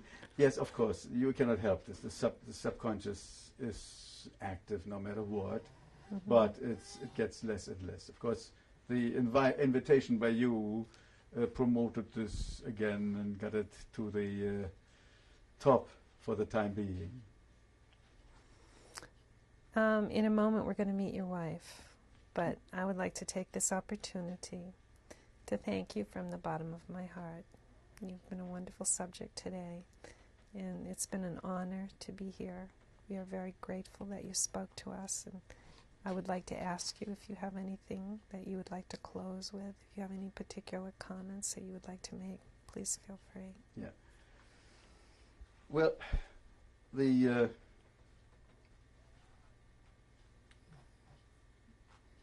as I said earlier, I don't want to just conclude with something very stale, but I just will repeat.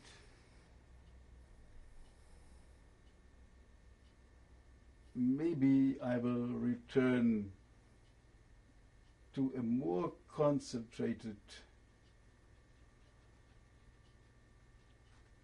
faith which will not eliminate reality.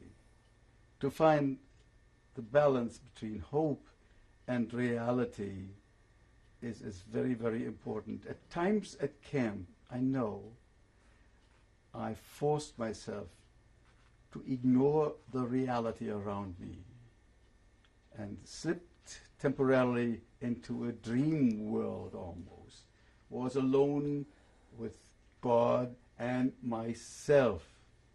That's where I experienced and appreciated the value of faith and God the strongest. I could keep in touch via my inner self, call it God, call it what you want, and not give up ever. So I have great hopes for this country. I have great hopes for Israel, although at times I would like to also minimize the reality, but you can't. It's there. But the reality is there, but so is Hatikva. So faith is something that's expressed in this song about faith, which, if you allow me, I might briefly sing. I believe with perfect faith in the coming of Messiah, not in the literal sense, but it expresses that hope so perfectly. Because here, hope and reality clash in this song. The text is about, I believe with perfect faith in the coming of Messiah. Not today, not tomorrow. Even he may tarry, he may be late, still I believe in him. So you see, it is not a hope that has to be fulfilled immediately. I'm prepared for a longer wait, but I won't give up hope. Thank you. We would love to hear that song. Are you going to play it with piano accompaniment? Yeah. Okay, we're going to do that in just a moment. We're going to bring in Mrs. Messerschmidt, and then we'll do that. Go ahead. Cantor Messerschmidt, who's this lovely lady seated beside you? You like to know that. This is my beloved Sonia, my wife. She's very beautiful. How many years are you married? We just observed our 53rd wedding anniversary. Right. Yeah. Thank you. Would you like to say something about your husband? Well, he's a very, very patient man, just the opposite of what I am. He's a very good father and a very good husband and just a very good person. and an absolute perfectionist. And what's the secret to being married for 53 years? I don't know whether there's a secret. It's a lot of give and take, and just we loved each other for a long time. You mean not anymore? Well, sort of, yeah. You're a beautiful couple. Thank you Yeah. very much. This is a private school of the Jewish community in Berlin, the Rike Schule. It's the front part housing the classes. In the courtyard, not visible now, is the synagogue. Did you teach her? I taught there, yes. What year did you teach there? In 36 to 42. This is the inn where I was liberated at the end of the war on May 3rd, 1945, with the adjoining churchyard and church. There is a gate which is hardly visible, on which the Eisenhower proclamation had been attached. It was considered the seat of the military government. This is the monument erected in memory of the 64 victims that were killed after their liberation on May 3rd, 1945, in Surberg, Upper Bavaria. You see there my wife with the turban, next to me with the old-fashioned hat, and some American officers. This was the moment when the victims of the May 3rd assassination were finally buried. Probably in 1946 or 47, the first time anybody took note of erecting or commemorating the camp Dachau near Munich. In the foreground are people listening. In the background is the radio choir of Munich, who sang my Jewish music every week over the radio. In front of them with the talit is myself, the cantor, and further in front is the then Rabbi Orenstein. This is a concert given by the radio choir of Munich with me as the soloist in the Sophiensaal in Munich in connection with a memorial program. Mm-hmm.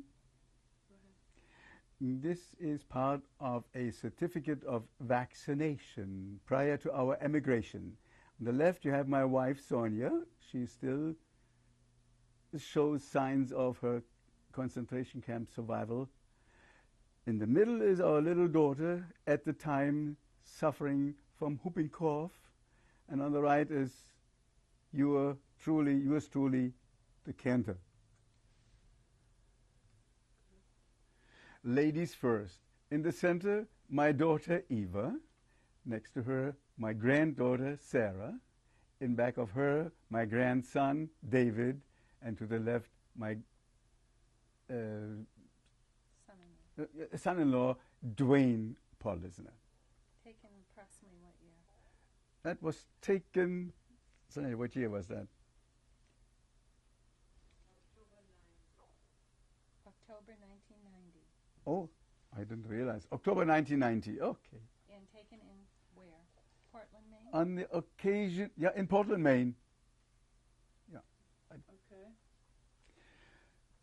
My son Michael and his wife Lucinda, taken approximately 1995. my grandson David, my granddaughter Sarah, picture taken recently in their home in Portland, Maine.